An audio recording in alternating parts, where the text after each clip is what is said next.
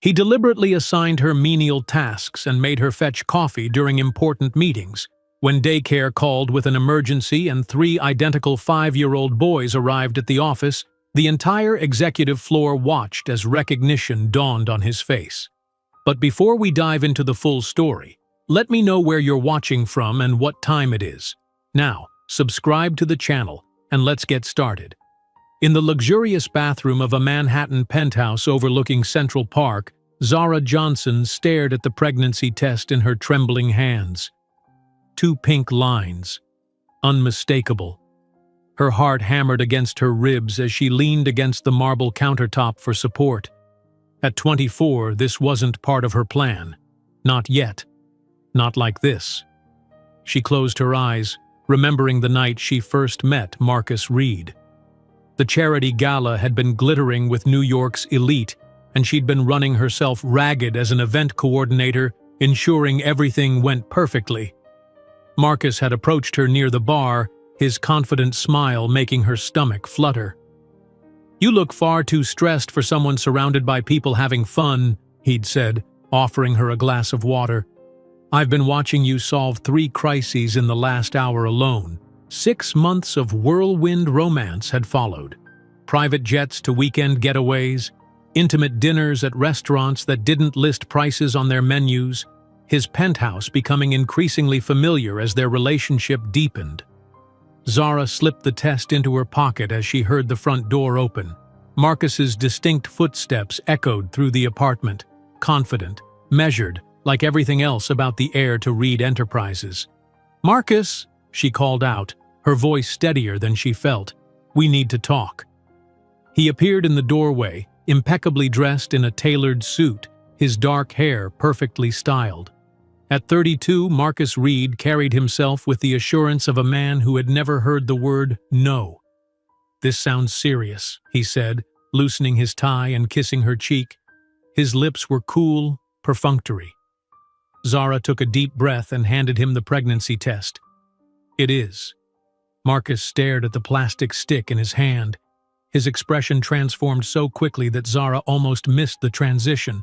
Surprise, calculation, and finally, a cold mask sliding into place. "A baby?" His voice was flat. "Now? You're joking." "I'm not," Zara said quietly. "I found out this morning."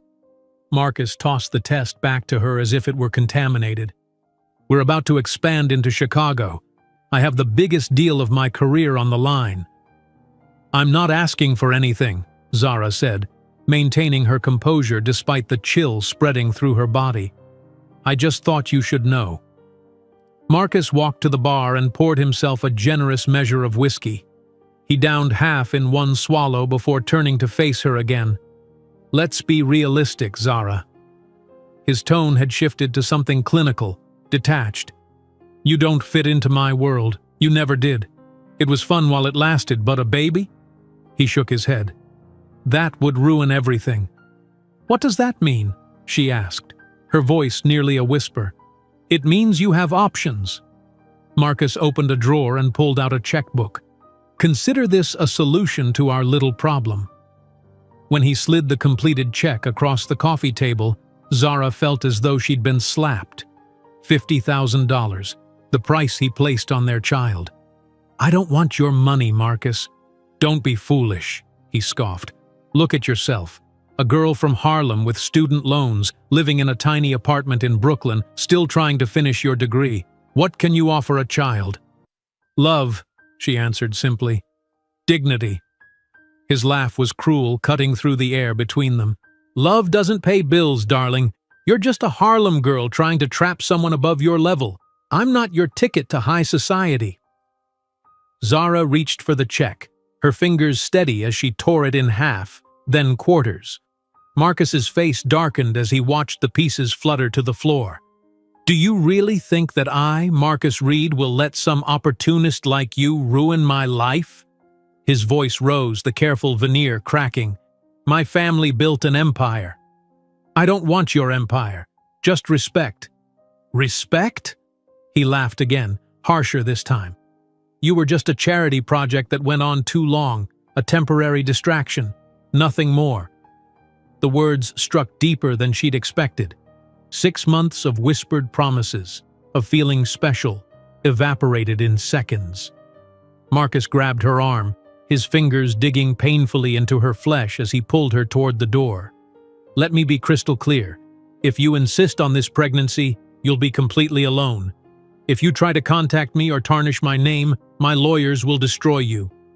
With a final shove, Zara found herself in the hallway, the door slamming violently behind her. She stood there, stunned, her hand instinctively moving to her stomach. The next morning, when she attempted to retrieve her personal belongings, 2 security guards blocked her in the lobby. They handed her a box with her few items and a cold letter from Marcus. "Do not attempt to contact me again. Any attempt will result in legal action. Consider yourself well paid for your time." The subway ride back to Brooklyn was a blur of tears and nausea. Her tiny apartment, once a source of pride as the first place she'd rented on her own, now felt like a cage closing in around her. Over the following weeks, Zara faced the early stages of pregnancy between morning sickness and double shifts as a barista during the day and receptionist at night. The coffee shop owner had been kind enough to give her extra hours, unaware that the smell of coffee now made her stomach revolt. At a medical consultation secured through charity, the ultrasound technician's eyes widened. "Ms. Johnson, I'm seeing multiple heartbeats here." "Multiple? What does that mean?" Zara asked, her own heart skipping. "You're carrying triplets." That night, lying on her bed and staring at the cracked ceiling of her apartment, Zara whispered into the darkness, "How am I going to do this?"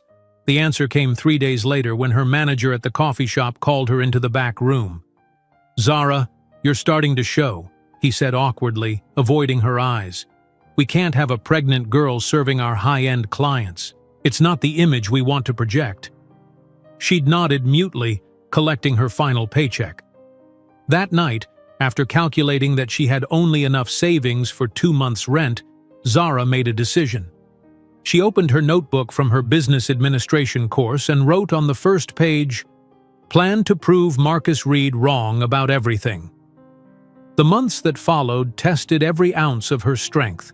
Zara worked until her body couldn't take anymore. She arranged with the university to complete her remaining credits remotely. She moved to an even smaller apartment in Queens, sharing space with another single mother. She sold everything non-essential, from her laptop to her only good pair of shoes, keeping only what she needed for her studies and the babies. By her 7th month, her ankles were perpetually swollen, her back ached constantly, and she'd been reduced to night shifts at a 24-hour laundromat where she could sit while working. Yet every night she studied, determined to complete her degree.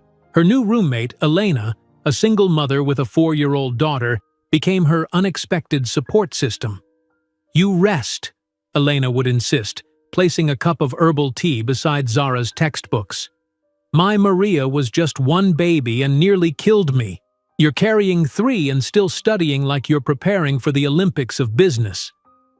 "I have to," Zara would reply, her hand resting on her enormous belly. "They deserve more than what their father thinks we're capable of." On a cold January night, when the city was covered in a blanket of snow, Zara went into labor 2 weeks earlier than expected. Elena called an ambulance while gathering the hospital bag Zara had prepared. "They're coming too early," Zara gasped between contractions. "Babies decide their own timing," Elena said firmly, "and yours are probably overachievers already." 16 hours later, in a public hospital in Queens, Elijah, Ethan, and Ezra Johnson were born, small but fighting, just like their mother. Placed in incubators due to their premature status, the 3 tiny boys became the center of Zara's universe. Standing before the glass of the NICU, her body still recovering from the trauma of childbirth, Zara made a promise to her sons. "You will never know what it's like to be abandoned," she whispered, her palm pressed against the glass. "And one day, he'll regret every word he said about us." The nurses, seeing a young mother alone with triplets, shared concerned glances. One of them, an older woman with kind eyes, placed a gentle hand on Zara's shoulder. "You'll need help, dear. Have you contacted social services?" Zara shook her head. "We'll be fine," she said with quiet determination. "I have a plan." The nurse didn't look convinced, but something in Zara's steady gaze made her nod. "If anyone can do it, I suspect it might be you." Returning to her shared apartment with 3 newborns was an exercise in controlled chaos. Elena helped as much as she could, but with her own child and job, there were limits. Zara survived on fragments of sleep between feedings, changing diapers with mechanical efficiency, and studying whenever all 3 babies miraculously slept at once. By the time the boys were 3 months old, Zara had completed her final credits. She attended her graduation ceremony with the triplets dressed in matching outfits, a gift from Elena. The department head raised his eyebrows when she approached the stage with 3 infants strapped to her chest and back. "Quite the achievement, Ms. Johnson," he remarked as he handed her the diploma. "This is just the beginning," she replied. That night, rocking Ethan while Elijah and Ezra slept in their second-hand cribs, Zara allowed herself a moment of fierce pride. She had done what Marcus said was impossible, graduated while caring for not 1, but 3 newborns. Looking down at her son's sleeping face, she whispered, "Your father said I was just a Harlem girl reaching above my level. Wait until he sees how high we'll climb." As she drifted to sleep in the rocking chair, exhausted but resolved, Zara couldn't have imagined that those tiny babies she was fighting so hard to raise would one day be the same prodigious young men who would leave Marcus Reed speechless in a Manhattan boardroom. As Zara drifted to sleep in the rocking chair, exhausted but resolved, the weight of a sleeping Ethan in her arms anchored her to this new reality, a reality of constant struggle but also fierce, protective love. The first rays of dawn were already filtering through the thin curtains of her queen's apartment when Ezra's hungry cry shattered her brief moment of rest. 3 months into motherhood, Zara had developed an almost supernatural efficiency. Before Ezra's cries could wake his brothers, she was already on her feet, transferring Ethan to his crib and lifting Ezra in one fluid motion. The apartment was barely 500 square feet, a far cry from Marcus's Central Park penthouse, but she had optimized every inch of space for her new family of 4. "Good morning, little fighter," she whispered, settling into the feeding routine that now structured her days. By 5:30 in the morning, all 3 boys were fed, changed, and temporarily content in their second-hand bouncy chairs. Zara used these precious minutes to shower and prepare for another day of impossible juggling. The bathroom mirror reflected a woman she barely recognized. Dark circles under her eyes, hair hastily pulled back, her once-fitted clothes now hanging loosely on her frame. 5 months, she reminded her reflection. 5 months and I'll have my degree. Then everything changes. At 6:15, Elena knocked softly on the bathroom door. "I'm leaving for my shift," she said. "Maria is still sleeping. Are you sure you'll be okay with all 4? "We'll manage," Zara assured her, the phrase becoming her daily mantra. "Your shift ends at 2, right? I've got my online class at 3, so that should work." Elena's face creased with concern. "You can't keep this pace forever, Zara. You're running yourself into the ground." "Not forever," Zara replied, checking her watch. "Just until I create better options." The day unfolded like so many others, a carefully choreographed dance of childcare, online classes, and freelance data entry work she could do from home. By afternoon, with Elena back and watching all 4 children, Zara locked herself in the tiny shared bedroom for her virtual finance class. Professor Rivera's face appeared on the screen, his expression softening when he saw her. "Ms. Johnson, I've reviewed your last assignment. Exceptional work, especially considering your circumstances." "Thank you, Professor." "Have you considered applying for the Williams Fellowship? It comes with a stipend that might help your situation." Zara straightened, suddenly alert. "I thought that was only for graduate students." "Exceptions can be made for exceptional students. The deadline is next week. I'd be happy to recommend you." That night, after the babies were asleep, Zara stayed up until 3 in the morning completing the fellowship application. Her eyes burned from exhaustion, but the possibility of financial support kept her fingers moving across the keyboard. 2 weeks later, the rejection letter arrived. While your academic achievements are commendable, the fellowship committee seeks candidates who can fully commit to the program's requirements. Zara read between the lines. A single mother of triplets wasn't a safe investment.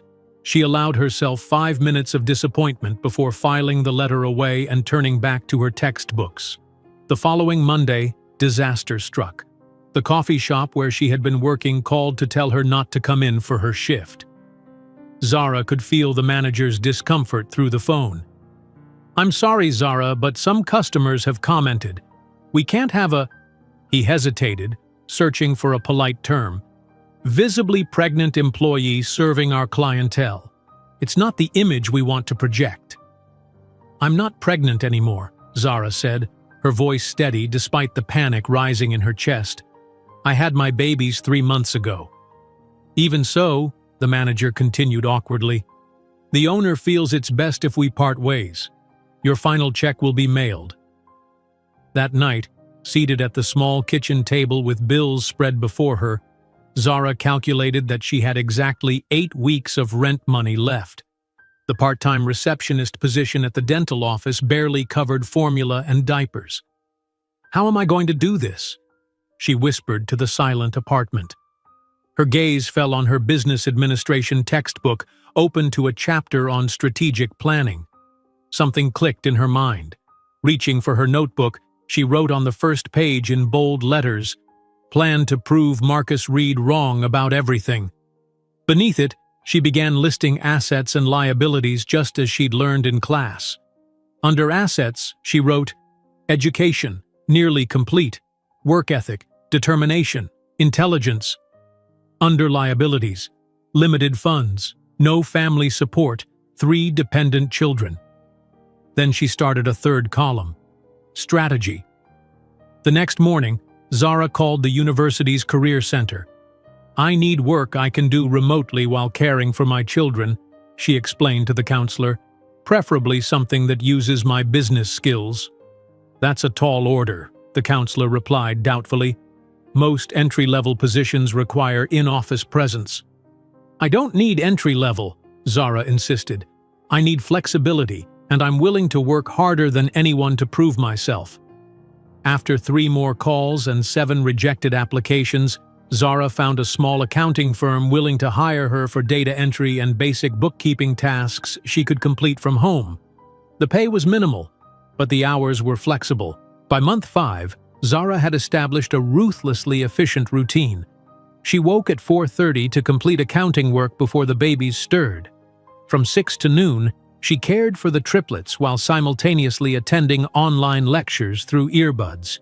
During their afternoon nap, she tackled assignments and more accounting work. Evenings were for the boys, and late nights for studying. The apartment grew smaller as the babies developed. What little furniture she owned was sold to make room for the essentials the growing infants needed. Her own bed went first, replaced by a futon that could be folded during the day. Her desk was next, leaving her to work cross-legged on the floor after the boys were asleep. Elena watched this transformation with growing concern. "You need to ask for help, Zara. There are programs for single mothers. Most require disclosing the father's information," Zara replied, not looking up from her laptop. "I won't give Marcus the satisfaction of being tracked down by social services, only to deny paternity or, worse, offer money with strings attached." A week before her final exams, all 3 boys caught their first cold.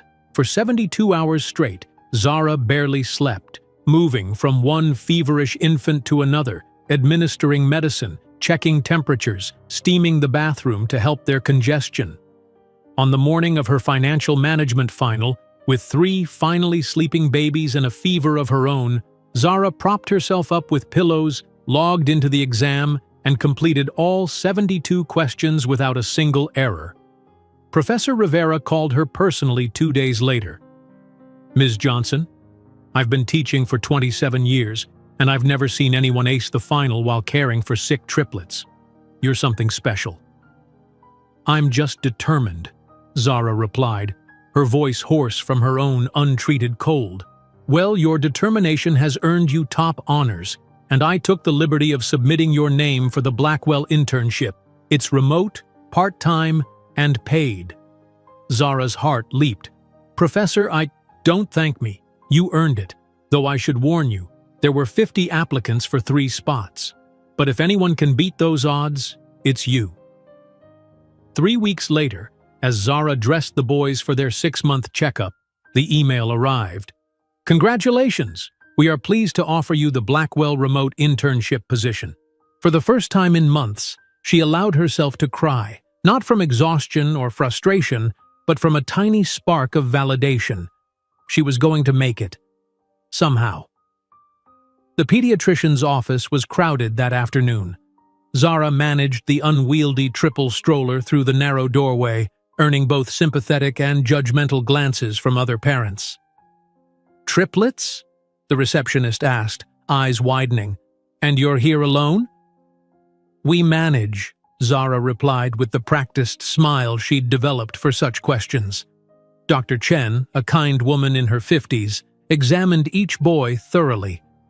"They're small for their age," she noted, "but developing well otherwise. You're doing an amazing job, Ms. Johnson." "Thank you, but I'm worried about their weight," Zara admitted. "Formula is so expensive and I can't always afford the premium kind." Dr. Chen's expression softened. "There's a program through the hospital that might help. Let me make a call." By the time they left the clinic, Zara had appointments with a nutritional support program and a community center offering free developmental assessments for infants. Small victories that felt monumental. As the boys approached 7 months, they began showing distinct personalities. Elijah, born first and slightly larger, was watchful and methodical, observing everything with intense focus. Ethan, the middle triplet, was more vocal, demanding attention with impressive lung power. Ezra, the smallest, was quieter but determined, often achieving physical milestones first despite his size. "Look at you, proving everyone wrong already," Zara would whisper to them during late-night feedings. "Just like your mama." The day of her graduation arrived during a brutal heat wave. The ceremony was scheduled for 10 in the morning, but Zara had been up since 4, ensuring the boys were fed, bathed, and dressed in the matching outfits Elena had gifted them. Tiny button-down shirts and soft pants that made them look like miniature businessmen. Elena agreed to accompany her, handling the triple stroller while Zara walked the stage. "You should be proud," she told Zara as they waited in the crowded auditorium. "Most people couldn't handle 1 baby during college, let alone 3. When Zara's name was called, a small commotion rippled through the audience as she approached the stage with 3 infants strapped to her chest and back in a complex arrangement of baby carriers. The department head raised his eyebrows as he handed her the diploma. "Quite the achievement, Ms. Johnson," he remarked. "This is just the beginning," she replied, her voice steady with conviction. That evening, back in the quiet of their apartment, Zara hung her diploma on the wall, the only decoration in the sparse room. As she rocked Ethan while his brothers slept, exhaustion competed with a fierce sense of accomplishment. "Your father said I was just a Harlem girl reaching above my level," she whispered to her sleeping son. "Wait until he sees how high we'll climb." She drifted off in the rocking chair, unaware that the certified letter that would arrive tomorrow would force her into the next phase of her battle, an eviction notice giving her 30 days to find a new home as the building was being converted to condominiums. While most would see it as another setback, it would become the catalyst that propelled Zara Johnson from surviving to strategizing, from reacting to creating the empire that would one day make Marcus Reed regret every cruel word. The eviction notice trembled in Zara's hand as she stood in the center of her tiny Queens apartment. 30 days. She had 30 days to find a new home for herself and 3 8-month-old babies in one of the most expensive housing markets in the world. Building conversion to condominiums. the notice read coldly, as if families could be discarded as easily as outdated furniture. "We'll figure this out," she whispered to Elijah, who watched her with those intelligent eyes that sometimes made her forget he was still an infant. She placed the notice on the counter and picked him up, inhaling his baby scent for courage. The following morning, freshly armed with her business degree, Zara dressed in her one interview-appropriate outfit, a navy skirt suit she'd found at a thrift store and tailored herself. Elena had agreed to watch the boys for 3 hours while Zara attended job interviews. "You look professional," Elena said approvingly as Zara gathered her portfolio. "Those fancy companies won't know what hit them." Zara's first interview was at a mid-sized accounting firm in downtown Brooklyn. The office was modern but understated, filled with professionals who looked like they hadn't missed a night's sleep in years. The hiring manager, a woman in her 50s with a sleek gray bob, scanned Zara's resume with mild interest. "Your grades are impressive, Ms. Johnson. Top of your class despite unusual circumstances." "Thank you. I believe challenges often reveal our true capabilities." "Indeed. However, this position requires occasional overtime and sometimes weekend work. Would that be feasible for you?" Zara recognized the careful phrasing for what it was, a polite way of asking if a single mother of triplets could actually do the job. "I've developed excellent time management skills," Zara replied evenly. "My children have a consistent schedule and I have reliable childcare arrangements." The manager's eyes betrayed her skepticism. "We'll be in touch." They wouldn't. Zara knew it before she left the building. The second interview went much the same way, and the third. By the fourth, at a small financial services company in Manhattan, Zara had refined her approach. "I see you have 3 children," the hiring manager noted, glancing at the personal information section of her application. "Yes," Zara confirmed, deciding to address the elephant in the room. "They're 8 months old, and I have solid childcare arrangements. More importantly, I graduated at the top of my class while caring for them, which I believe demonstrates my ability to handle complex responsibilities under pressure." The manager looked surprised at her directness, then nodded with newfound respect. "That's actually impressive. Let's talk about your experience with financial analysis." Zara left with a tentative offer: assistant accountant, entry-level salary, limited benefits. It wasn't ideal, but it was a start. 3 weeks later, the triplets celebrated their first birthday in a new apartment, a modest 2-bedroom in a less desirable part of Brooklyn, but clean and stable. The rent consumed nearly 70% of Zara's income, but she'd calculated they could manage if she continued doing freelance bookkeeping on weekends. The boys were growing rapidly, each developing distinct personalities. Elijah, serious and methodical, would stack blocks with impressive concentration. Ethan, the most vocal, babbled constantly, already forming recognizable words. Ezra, still the smallest, compensated with determination, often attempting physical feats beyond his brothers. One evening, while organizing financial records for a freelance client, Zara noticed something curious. The small bakery was hemorrhaging money through inefficient supplier contracts. With a few quick calculations, she drafted an alternative arrangement that would save them nearly 30% on ingredients. When she presented her findings to the bakery owner, his eyes widened. "No one at my regular accounting firm caught this. How did you see it?" Zara shrugged modestly. "Sometimes it takes fresh eyes." The owner implemented her suggestions and 2 months later called to tell her the savings had been even greater than projected. "I told my brother-in-law about you," he added. "He runs a small manufacturing company and could use your help." By the time the triplets were 18 months old, Zara was juggling her day job with 5 freelance clients, working late into the night after the boys were asleep. The extra income allowed her to hire a part-time babysitter, Louisa, a grandmotherly woman from the neighborhood who treated the boys like her own grandchildren. On Elijah's 2nd birthday, Zara came home from work to find him sitting on the living room floor surrounded by disassembled parts of an old clock Louisa kept in her purse. "I'm so sorry," Louisa fretted. "I turned my back for 1 minute and he had the whole thing apart." But Zara wasn't upset. She watched in astonishment as Elijah methodically began reassembling the pieces, his tiny fingers working with surprising dexterity. Within minutes, the clock was back together and working. "Have you ever seen anything like that?" Louisa whispered. Zara shook her head slowly. "I always knew they were special, but this—" The following week, she noticed Ethan studying a children's book about animals, pointing to pictures and correctly naming animals she was certain she hadn't taught him. Ezra, not to be outdone, had figured out how to unlock the child-proof cabinet latches, a feat that was equal parts impressive and terrifying. "They're not just smart," Louisa declared one afternoon. "These boys are gifted." Zara's chest swelled with pride, followed immediately by concern. Gifted children needed resources, educational materials, enrichment activities, specialized attention.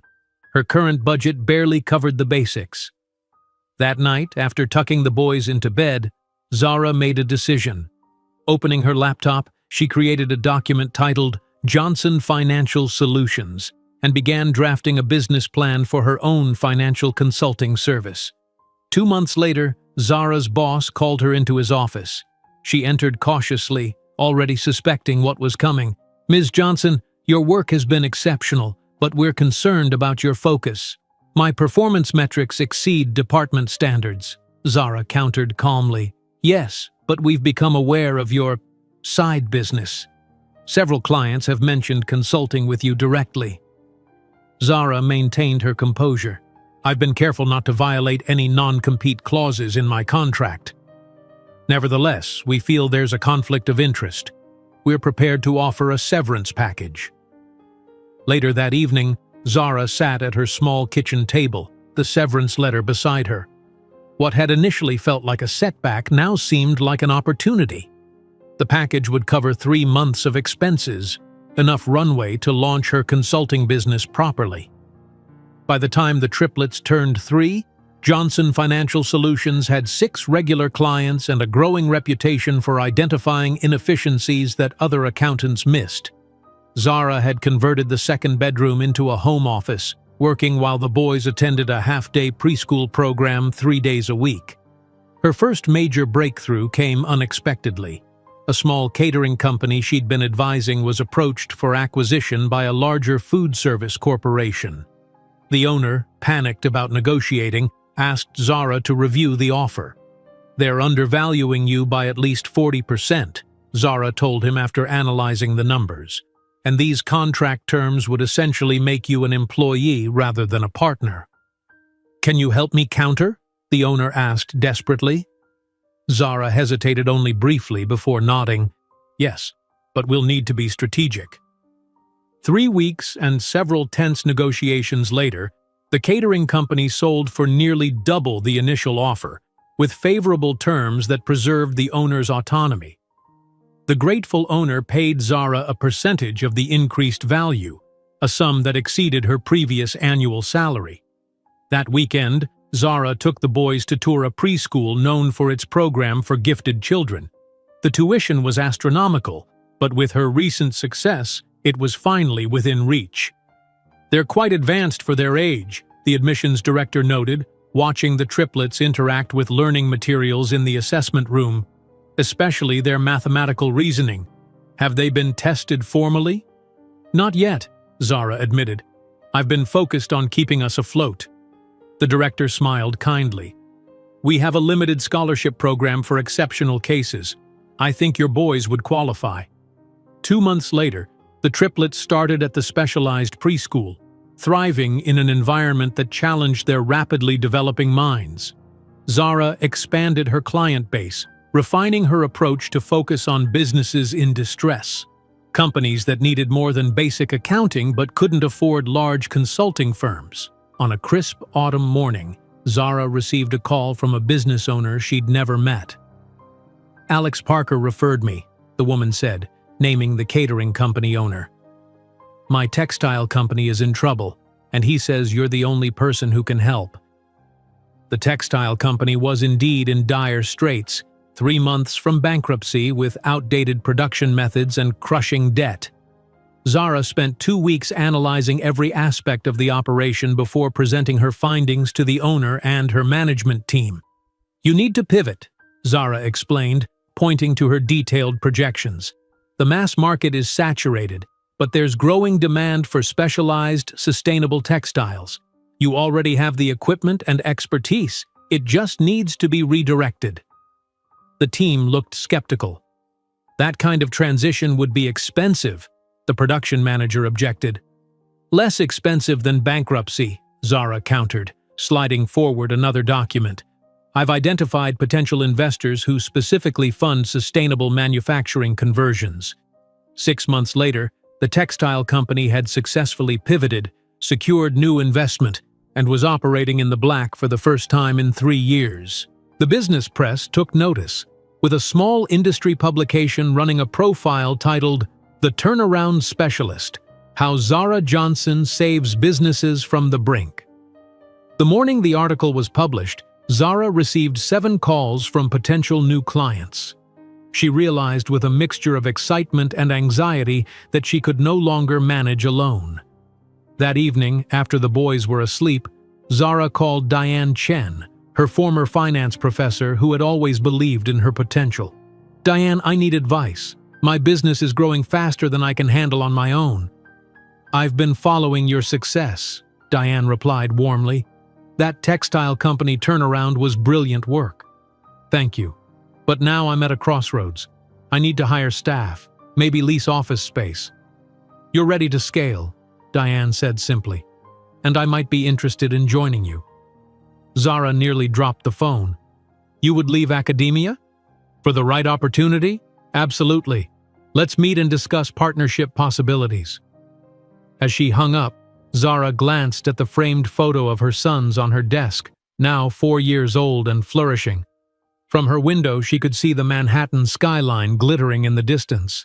"We're just getting started," she whispered to herself, thinking of Marcus and his dismissive words.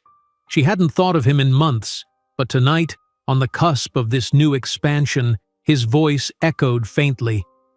"Love doesn't pay bills, darling. You're just a Harlem girl trying to trap someone above your level." She smiled at the irony. Love hadn't paid the bills. Her intelligence, determination, and skill had. And soon her name would be known in the very financial circles where Marcus operated.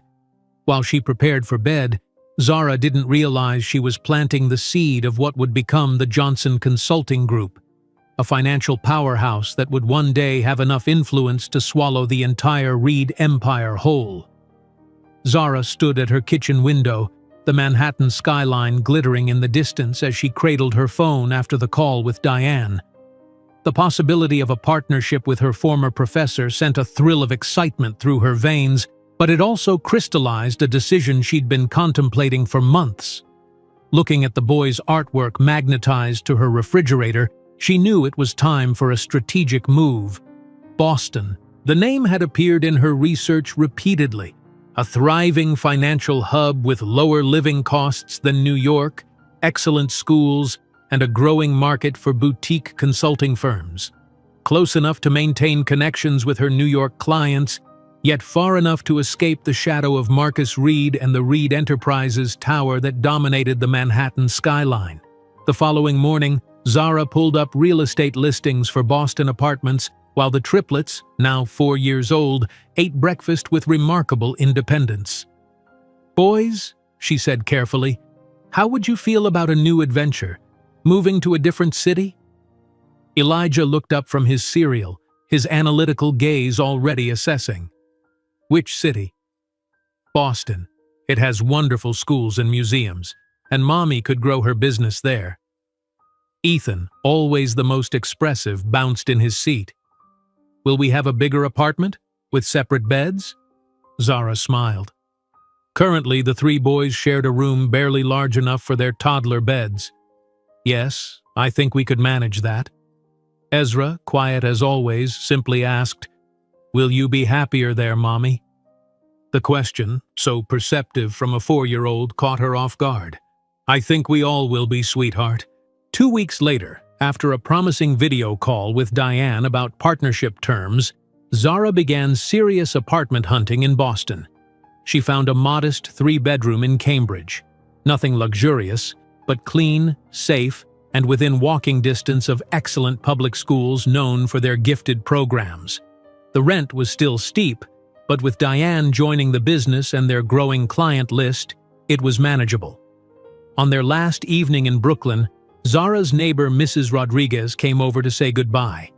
The elderly woman had often watched the boys when Louisa wasn't available, treating them with homemade cookies and stories of her childhood in Puerto Rico. "I'll miss these little geniuses," she said, hugging each boy tightly. Then, turning to Zara with misty eyes, she added, "You're going to do great things, Zara. I've never seen anyone work as hard as you, or love as fiercely." The next morning, a small moving truck carried their modest belongings, mostly children's books, educational toys, and Zara's growing collection of business references, toward their new life. Zara drove her used sedan behind it, the boys securely fastened in their car seats, singing along to educational songs that taught multiplication tables disguised as nursery rhymes. Their new apartment in Cambridge was flooded with natural light, a stark contrast to the dim Brooklyn space they'd left behind. The boys ran from room to room, marveling at the space that seemed enormous to them. "My own bed!" Elijah exclaimed, bouncing experimentally on one of the 3 twin beds Zara had purchased second-hand and arranged in what would be the boys' room. "And look, a desk for projects," Ethan added, examining the small study area Zara had created in the corner. Ezra simply stood in the center of the living room, turning slowly to take everything in. "It feels like a new beginning," he said with that uncanny perceptiveness that sometimes made Zara forget he was only 4. The following Monday, Zara brought the triplets to their new school for assessment. Cambridge Public Schools offered an advanced program for gifted children, but placement required testing. The assessment teacher, Ms. Winters, raised her eyebrows as she reviewed the results. "Mrs. Johnson, your son's scores are remarkable, especially their mathematical reasoning. Elijah's spatial intelligence is off the charts, Ethan shows exceptional verbal abilities, and Ezra's logical mathematical skills are at least 4 years ahead of his age group." Zara nodded, unsurprised but proud. "They've always been quick learners. They'll definitely qualify for our advanced program. We'll need to develop individualized education plans to keep them challenged." With the boys settled into their new school, Zara focused on establishing herself professionally in Boston. She secured a position as a financial analyst at Meridian Partners, a mid-sized investment firm, while simultaneously working with Diane to formalize their consulting partnership. Her first day at Meridian Partners was intimidating. The office was sleek and modern, filled with professionals who emanated Ivy League confidence. Zara wore her best blazer, thrifted but well-tailored, and carried a leather portfolio that had been a graduation gift from Professor Chen. Despite her qualifications, she couldn't help feeling like an imposter as she followed the HR director to her new desk. "The morning meeting starts in 10 minutes, the director informed her. "First impressions matter here, so I'd suggest reviewing the quarterly reports before you join." Zara settled at her desk, quickly scanning the company overview and recent performance metrics. She noticed immediately that their approach to risk assessment was outdated compared to methods she'd developed for her consulting clients. The conference room was imposing, wall-to-wall windows overlooking the Boston skyline, a massive mahogany table, and 12 serious-faced executives already seated. Zara took the last available chair, conscious of being the only woman of color in the room. "Let's begin with introductions for our new team member," said William Hargrove, the department head. "I'm Will, head of financial analysis." Around the table, the introductions continued until a woman's voice from the doorway interrupted. "And I'm Diane Chen, visiting from MIT's finance department. I'm consulting on your new risk assessment framework." Zara turned, surprised to see her mentor and soon-to-be business partner standing there. Diane caught her eye with a subtle wink before taking a seat at the table. As the meeting progressed, Zara observed carefully, speaking only when directly addressed. Afterward, Diane intercepted her in the hallway. "Surprised to see me?" Diane smiled. "I've been consulting here for months. It's how I knew they were hiring." "Strategic positioning?" Zara asked with newfound appreciation for her mentor's foresight. "Exactly. This company has connections to clients we want for Johnson Chen Financial, and I thought you might appreciate a familiar face on your first day."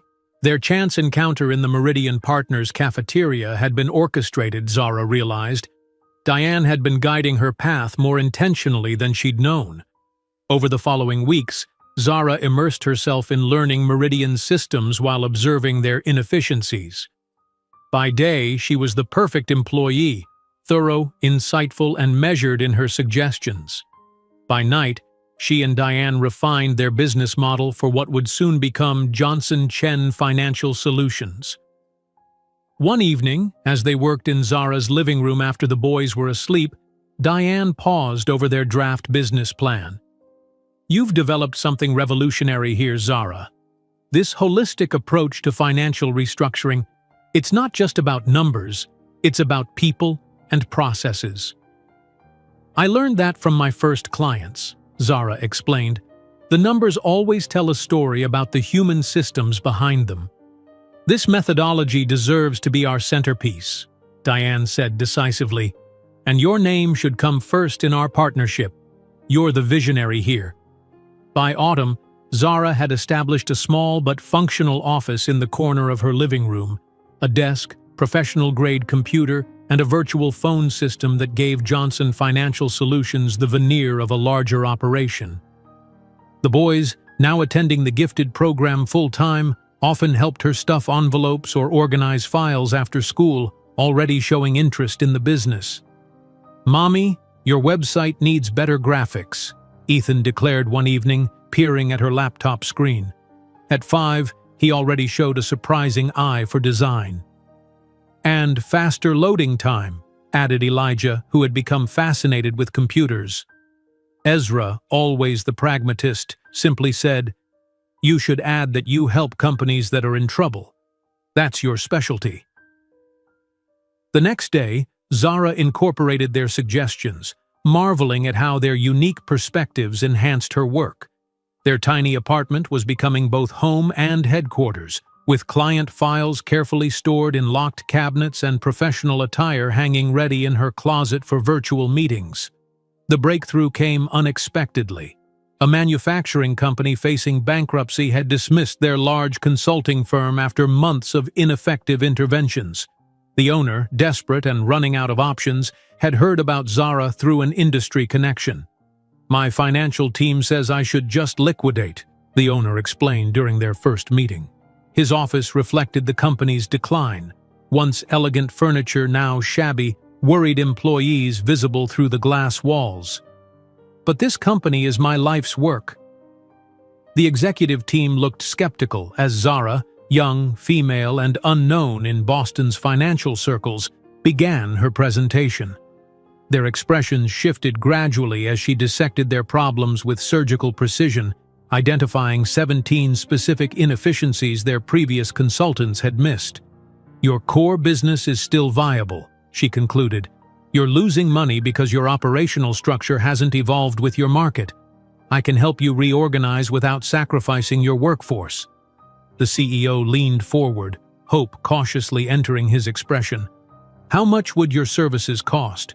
We're not exactly flush with cash." "I propose a hybrid arrangement," Zara replied confidently. "A reduced flat fee plus a percentage of increased revenue after implementation. My success is tied to yours."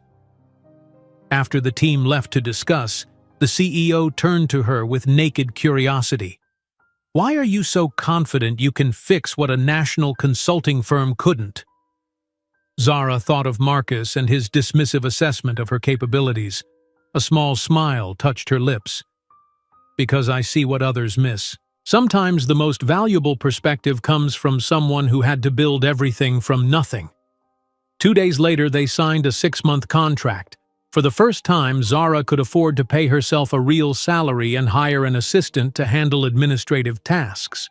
The boys celebrated with her over a special dinner, raising their juice glasses in a toast to Mommy's big client. 6 months later, the manufacturing company had not only avoided bankruptcy, but was operating at a 15% profit margin. Industry publications noted the remarkable turnaround, with one trade journal interviewing the CEO about his comeback. "We brought in a specialist," he explained, purposely keeping Zara's name confidential at her request. "Someone who approaches business problems holistically. It wasn't just about cutting costs, it was about reimagining our entire approach." The article generated immediate interest. 3 more struggling companies reached out to Zara within a week, eager for similar transformations. With Diane's academic reputation adding credibility and Zara's proven methodology driving results, Johnson Chen Financial Solutions quickly gained a reputation as the firm that could rescue businesses others had given up for dead. As Zara prepared for a meeting with a potential new client, her largest yet, she received a call from the boys' school. "Mrs. Johnson, we need to discuss the Triplets' academic placement," the principal said. "They've exceeded our advanced curriculum. We're considering grade acceleration." That evening, after tucking the boys into bed, Zara stood at her apartment window looking out at Boston's skyline. In just 1 year, she had established a growing business, partnered with a respected academic, and created a stable environment where her sons could thrive. Her phone buzzed with a text from Diane. "New York client just called. Wants us to open a satellite office there. Are you ready to return to Manhattan?" Zara stared at the message, her heart rate accelerating. New York, where it all began, where Marcus still ran his family's empire, probably never giving a thought to the woman he'd discarded or the children he'd rejected. "Not yet," she whispered to herself, "but soon." While preparing for bed, Zara didn't imagine that in 5 years she would command a $340 million empire, or that her path back to New York would put her on a collision course with Marcus Reed in a confrontation that would shake the foundations of the business world. Zara exhaled slowly, her finger hovering over the phone screen. "Not yet," she had whispered to herself regarding Diane's text about a New York office. "But soon." Though she wasn't ready to return to Manhattan, the seed had been planted in her mind, growing steadily with each success in Boston. 3 years passed, like the turning pages of a business plan coming to life. Now, at 32, Zara Johnson stood in her newly leased office space in downtown Boston, tracing her fingers over the elegant gold lettering on the glass door, Johnson Consulting Group, President. The transformation from a living room operation to a 15-person firm with growing industry recognition had been meteoric, fueled by her unique methodology and relentless work ethic. "The courier just delivered the new business cards," announced Melissa, her executive assistant, placing a sleek box on Zara's desk. "And the Wall Street Journal reporter confirmed for 2 o'clock tomorrow." Zara nodded, momentarily distracted by a text message alert. It was a photo from the boys' school, Elijah, Ethan, and Ezra, now 8 years old, proudly displaying their science fair ribbons, all first place in different categories. Her chest swelled with pride as she typed a quick, congratulatory response. That evening, Zara arrived home earlier than usual, a rare luxury afforded by her growing team. She found the triplets in matching private school uniforms hunched over the dining table, surrounded by books and papers. The prestigious Oakwood Academy had offered them scholarships after their test scores had broken school records. "Mom, look what I figured out," Ethan exclaimed, pulling Zara toward a notebook filled with complex equations that no 8-year-old should comprehend. "My math teacher couldn't solve this, but I found a pattern." "That's incredible, sweetheart," Zara said, genuinely impressed as she examined his work. The equations were university level, far beyond even what she had studied in her finance courses. "He's been working on it for 3 days, Elijah added, looking up from his computer coding project. "Almost as long as I've been debugging this program." Ezra, the quietest of the three, simply slid his tablet toward her. On the screen was a chess game in progress. "I'm playing against the European junior champion," he explained. "3 moves to checkmate." As Zara helped them with dinner and homework, her phone rang. It was Diane, now a full partner in the consulting firm and its strategic backbone. "Have you seen the latest Forbes?" Diane asked without preamble. "You're in the names to watch section. The article calls you the turnaround queen of New England." Zara nearly dropped the pasta spoon. "You're kidding." "Not at all. They specifically mentioned the Westbrook manufacturing rescue. Apparently, tripling a company's value in 2 years gets attention." There was a pause. "This changes things, Zara. We're no longer flying under the radar." After settling the boys in bed, Zara found the article online. There she was, in a professional headshot taken for their website, described as a financial wunderkind who combines ruthless analysis with organizational empathy, a rare combination that's saving companies others had written off. The following morning, her office phone began ringing at 8:30 sharp and didn't stop. 3 new client inquiries before noon, 2 journalist requests, and an invitation to speak at a business school symposium. By afternoon, Jonah, her operations director, appeared in her doorway with an expression of barely contained excitement. "The Blackwood Group is on line 3, he said in a hushed tone. "Their CFO wants to discuss possible consulting work." Zara's breath caught. The Blackwood Group was a billion-dollar conglomerate, exponentially larger than any client they'd taken on before. This was the kind of opportunity that could catapult them into a different league entirely. The call lasted 23 minutes. By the end, Zara had secured a preliminary meeting with Blackwood's executive team to discuss their struggling healthcare division. "They called us," she said incredulously to Diane after hanging up, "not the other way around."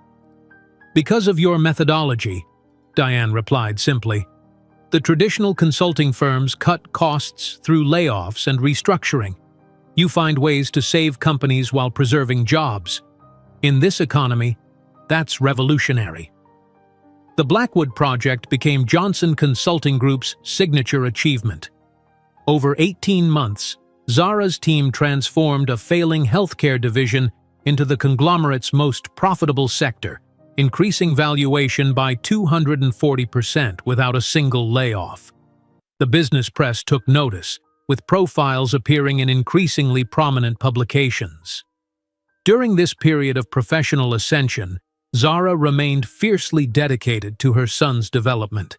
Despite her grueling schedule, she never missed a school conference or science fair. She arranged her calendar around their important events and maintained sacred family dinners 3 nights a week. The boys thrived under her attentive parenting, developing not just intellectual gifts but emotional intelligence and strong values. "How do you balance it all?" asked a reporter during an interview for Business Monthly. The journalist glanced at the framed photos of the triplets prominently displayed on Zara's desk. "I don't believe in balance as much as integration," Zara replied thoughtfully. "My children and my work aren't competing priorities. They're complementary parts of who I am." The article, when published, positioned Zara as a new kind of business leader. How a single mother of triplets revolutionized business consulting without sacrificing family. The piece detailed her journey from humble beginnings to industry innovator, though Zara had carefully omitted any mention of Marcus or the circumstances of the boy's birth. One rainy Tuesday afternoon, as Zara reviewed quarterly projections in her office, Jonah knocked urgently on her door. 3 new proposal requests just came in, he announced, placing the files on her desk. One's from New York, a major real estate development firm. Zara's hand stilled over her keyboard. "Which one?" "Sullivan Properties.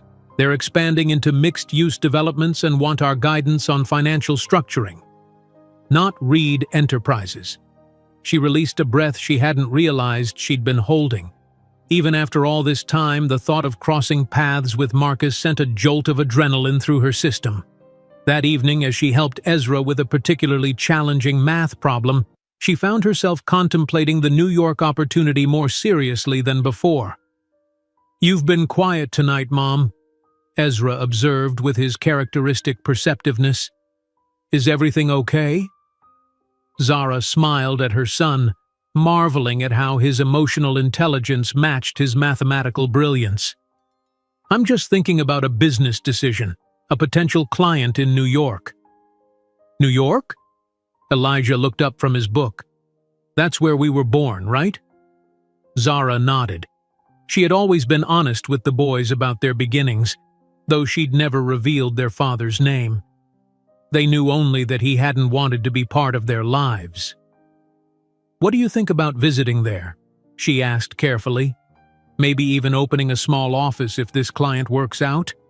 The three boys exchanged glances, communicating in that silent way that sometimes unnerved even Zara. "Is that where our father lives?" Ethan asked directly. "The one who left us?"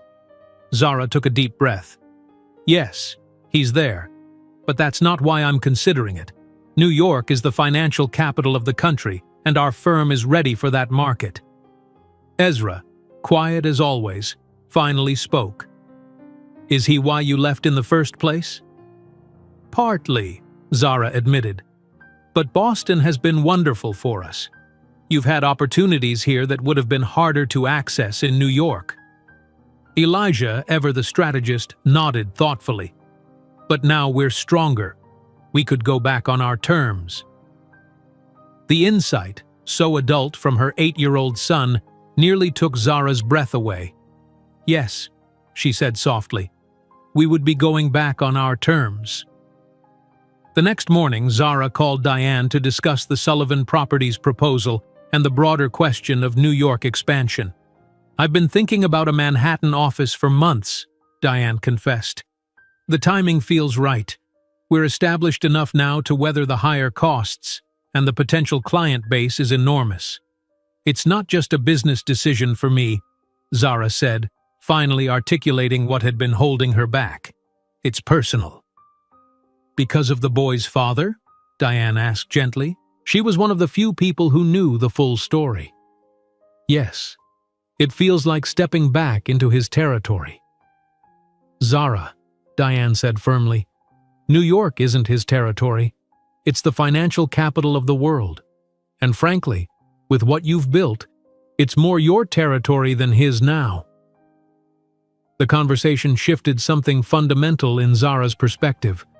What had once seemed like a retreat into painful memories now appeared as a triumphant return, the completion of a circle that began with rejection and would end with undeniable success. 2 weeks later, Zara stood in a sleek Manhattan office building, negotiating lease terms for Johnson Consulting Group's New York branch.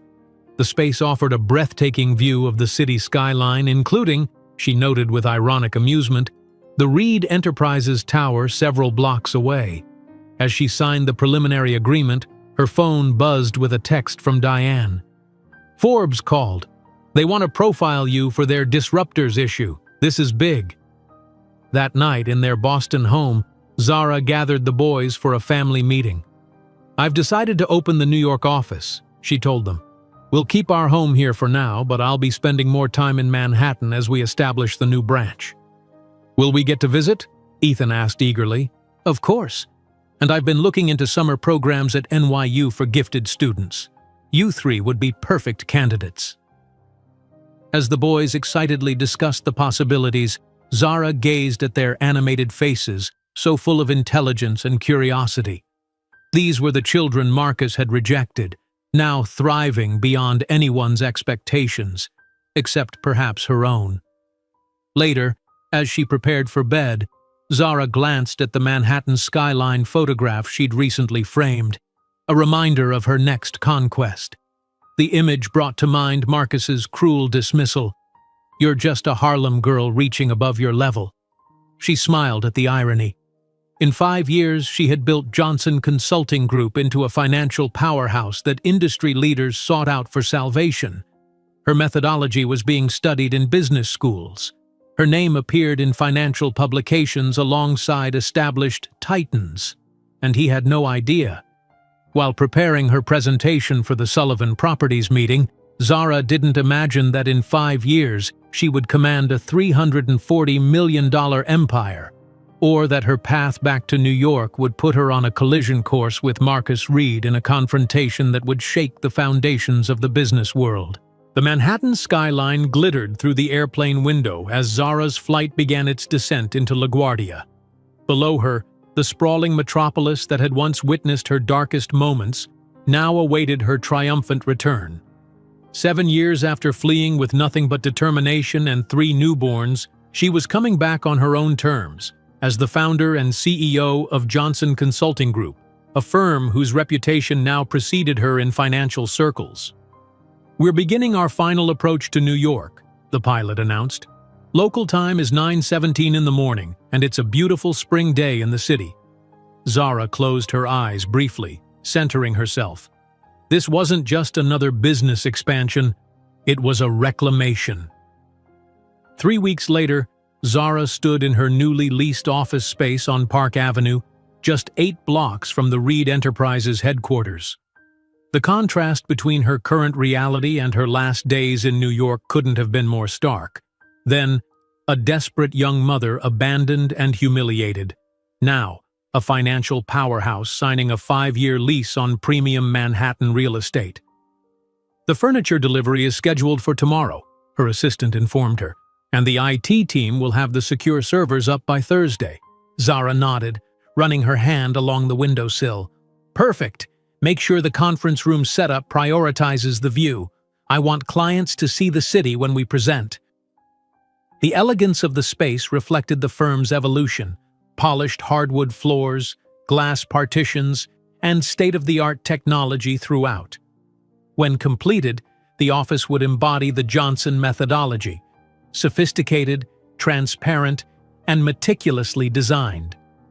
The next morning, Zara accompanied the triplets, now 10 years old, on their first exploration of Central Park. Despite having been born in the city, this was their first conscious experience of New York. They moved with the synchronized grace of siblings who shared not just DNA but a profound intellectual connection. "Did you really live near here when we were babies, Mom?" Elijah asked, his analytical gaze taking in the urban landscape. Zara pointed toward the Upper East Side. "Just over there, in a building overlooking the park." "With our father?" Ezra asked quietly. "No," Zara replied carefully. "I lived there briefly, but we moved to Brooklyn right after you were born." The boys exchanged glances but didn't press further. Over the years, Zara had shared carefully measured details about their origins, enough for honesty, but never burdening them with the cruelty of their rejection. Later that week, Zara entered the admissions office of the prestigious Dalton School, the same institution attended by children of Manhattan's elite. The admissions director reviewed the triplets' exceptional academic records with poorly concealed astonishment. "These assessment scores are remarkable," she said, glancing up at Zara. "And they're already fluent in Spanish and beginning Mandarin?" "They have a facility for languages," Zara replied modestly. "Ethan is actually working on his 3rd language. He's teaching himself Russian." By the end of the meeting, all 3 boys had secured places for the fall semester, with merit scholarships that acknowledged their extraordinary abilities. Another milestone that would have seemed impossible 7 years ago. The Johnson Consulting Group's Manhattan launch exceeded even Zara's ambitious projections. Her reputation as the turnaround queen had preceded her, and New York's business community buzzed with curiosity about the woman who had revolutionized corporate restructuring. "We've received 12 meeting requests since the press release went out," her assistant reported during their morning briefing, "including 3 Fortune 500 companies." "Schedule the meetings over the next 2 weeks," Zara instructed, "and make sure our research team prepares comprehensive backgrounds on each company." During a client lunch at an upscale restaurant in Midtown, Zara overheard a conversation at the next table that made her blood freeze. "Reed Enterprises is hemorrhaging value," a man in an expensive suit was saying to his companion. "The old man's death left everything to the son, but word is, he's running it into the ground." Zara maintained her composure, continuing her conversation without missing a beat. but her mind raced. Marcus's father had died. The company was struggling. That evening, she found herself conducting a search she'd avoided for years. Reed Enterprises' financial status. The results confirmed the overheard conversation. Following the death of Theodore Reed 18 months earlier, Marcus had assumed control as CEO. Since then, the company had lost 22% of its market value, with analysts questioning his leadership abilities. A photo accompanied one article. Marcus at his father's funeral, looking older but still handsome in a perfectly tailored black suit, his expression appropriately solemn for the cameras. Zara studied his face, searching for traces of her son's in his features. The eyes, perhaps. Something in the determined set of the jaw. She closed the browser, unsettled by the rush of complicated emotions. The following week, Zara's assistant entered her office with a glossy invitation. "You've been invited to the Manhattan Children's Hospital Annual Benefit Gala," she announced. "It's quite exclusive. Major donors and city influencers only." Zara examined the invitation. The gala was being held at the Metropolitan Museum of Art, with individual tickets priced at $5,000. A quick scan of the host committee revealed names from New York's social register, including, her heart skipped, Reed Enterprises as a platinum sponsor. "Accept," she said decisively, "and schedule a fitting with that designer Diane recommended. If I'm going to announce our presence in Manhattan, it should be memorable." The night of the gala, Zara stood before the mirror in her hotel suite, hardly recognizing herself. The woman reflected back wore a deep emerald gown that whispered of quiet wealth and confidence. Her hair, once pulled back in a perpetual ponytail during her struggling years, now fell in elegant waves around her shoulders. The simple diamond earrings, her first significant personal splurge after the company valuation hit 8 figures, caught the light with every movement. This transformation wasn't about vanity. In the world she now navigated, appearance was its own form of currency. Looking the part was sometimes as important as playing it. The Metropolitan Museum's grand staircase was illuminated with thousands of tiny lights as Zara ascended, conscious of the subtle glances her entrance attracted. 7 years ago she had worked events like this, invisible in catering blacks, serving the very people she now joined as a peer. Inside, the great hall had been transformed into an elegant reception space. Champagne flowed freely as Manhattan's elite networked under the guise of charity. Zara accepted a glass from a passing waiter, remembering with ironic amusement how she had once been the one balancing those trays. "Zara Johnson?" A woman in her 60s approached, her expression curious. "Elizabeth Blackwell. I've followed your work with great interest." Zara recognized the name immediately. Blackwell was a legendary figure in finance, one of the first women to break into the upper echelons of Wall Street. "Mrs. Blackwell, it's an honor to meet you." "The honor is mine. Your methodology for the Westbrook turnaround was brilliant. Everyone in my circle is wondering how you managed to increase valuation by 40% without a single layoff." As they discussed business strategies, Zara became aware of a subtle shift in the energy of the room. People were turning toward the entrance where a new arrival commanded attention. With a sense of inevitability, she followed their gaze. Marcus Reed stood at the top of the stairs, looking every inch the Manhattan power broker.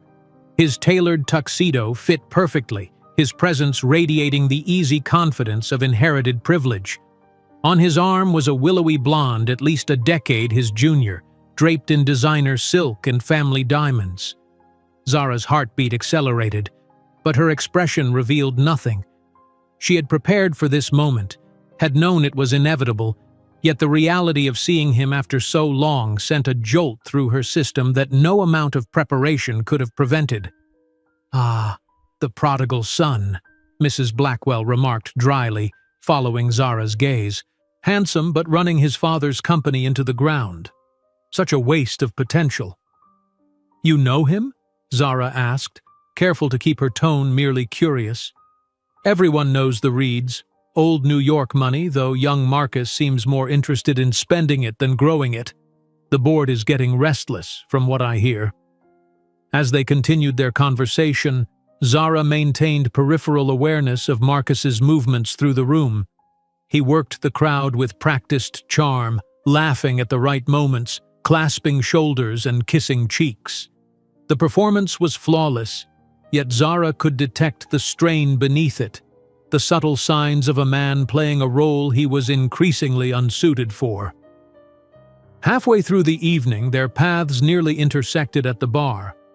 Zara stood just 3 feet away as Marcus ordered a scotch, close enough to notice the faint lines around his eyes that hadn't been there 7 years ago, the slight softening of his once chiseled jawline, so close that if he turned he would surely recognize her. But he didn't. His gaze passed over her without a flicker of recognition, his attention already on the next important hand to shake. To him, she was just another face in the crowd, not worth a second glance. The realization brought a strange mixture of relief and indignation. How could he not see her? But of course, the Marcus she knew had never truly seen her, had only seen what she could or couldn't be for him. Later, standing near a group of financial executives, Zara overheard a conversation that captured her full attention. "Reed's looking for a quiet buyer," one man muttered to another. "The company's in worse shape than they're letting on. If they don't secure a major capital infusion in the next year, they're finished. Who'd buy that mess? The real estate portfolio is solid, but their management is toxic. Word is they're hoping for a foreign investor, someone who wants the New York prestige without looking too closely at the books." Zara sipped her champagne thoughtfully, pieces clicking into place in her analytical mind. A plan, audacious, perhaps even reckless, began to form. The next morning, in her Park Avenue office, Zara placed a call to her financial advisor. "I want to start acquiring shares of Reed Enterprises," she instructed. "Small amounts, through various funds, nothing that would trigger reporting requirements. Let's begin with a $5 million position and see where that takes us." That evening, as she helped the boys with their science projects for Dalton's upcoming placement assessments, Ezra studied her with his penetrating gaze. "You seem different since the gala, Mom. Did something happen?" Zara smiled at her perceptive son. "I saw someone from my past. It made me realize how far we've come." "Was it him?" Ethan asked directly. "Our biological father?"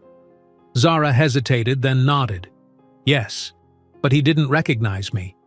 "Did that hurt your feelings?" Ezra asked softly. "No," Zara replied, surprised to realize it was true. "Actually, it was clarifying. 7 years ago, his opinion of me seemed to define my worth. Now it's irrelevant." Elijah, always the strategist, looked up from his project. "If he knew who you are now, he'd probably regret what he did." "Perhaps," Zara said, "but I don't need his regret. We've built something wonderful without him." As she tucked them into bed later, Zara felt a profound sense of alignment, her past, present, and future converging with unexpected clarity.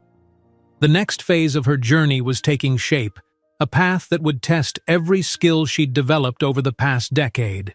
While her financial advisor processed the first discrete purchases of Reed Enterprises stock, Zara could not have imagined that in 3 years she would secretly own 26% of everything Marcus Reed believed was his, or that she would walk into his boardroom not as a consultant, but as the hidden owner with the power to reshape his destiny. While her financial advisor processed the first discrete purchases of Reed Enterprises stock, Zara felt a peculiar sense of symmetry forming in her life. The circle that had begun with rejection was now bending back toward an intersection she once would have avoided at all costs. Yet here she was, deliberately placing herself in Marcus Reed's orbit, not as the desperate young woman he had discarded, but as a force he would soon be unable to ignore. 3 years passed with the momentum of a financial tsunami gathering force offshore, invisible from the shore but devastating in its approach. Now 38, Zara Johnson had transformed the Johnson Consulting Group into an industry powerhouse valued at $340 million. Her methodology for ethical corporate restructuring had become the subject of Harvard Business School case studies, and her client waiting list stretched 6 months into the future. The Manhattan skyline greeted her each morning through the floor-to-ceiling windows of her corner office, a daily reminder of how far she had come. Today, the spring sunshine illuminated the space as her executive team assembled for their weekly strategy session. "The Tokyo acquisition is proceeding on schedule," reported her CFO, sliding a document across the polished conference table. "They've accepted all terms." "Excellent," Zara replied, scanning the figures with practiced efficiency. "And the Chicago expansion?" "Properties narrowed to 3 options. Site visits scheduled for next week." The meeting continued with the precision of a Swiss timepiece, each department reporting progress, challenges addressed, solutions implemented. This was the machine Zara had built: 200 employees across 5 cities, a 93% success rate with troubled companies, and a waiting list of clients willing to pay premium rates for the Johnson transformation.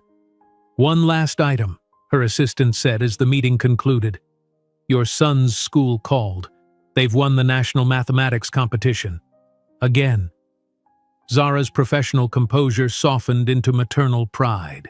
"Thank you, Claire." Have flowers sent to their school with a congratulatory note. After the team dispersed, Zara remained at the table, opening a secure folder marked Project Legacy. Inside were detailed reports on Reed Enterprises, financial statements, market analyses, board minutes obtained through carefully cultivated sources. The company was hemorrhaging value, carrying unsustainable debt, and losing market share to more innovative competitors. Most concerning were the signs of financial manipulation, numbers massaged to appear less catastrophic than reality. Her private equity strategist entered with fresh data. "We've secured another 3% through the offshore vehicle," he reported. "That brings our total position to 26%. "Any signs we've triggered attention?" "None. The purchases have been structured through 7 different entities across 3 countries. On paper, the shares belong to unrelated investment groups." Zara nodded, satisfaction coursing through her. For 3 years, she had been methodically acquiring Reed Enterprises stock, watching as Marcus's mismanagement drove the price ever lower.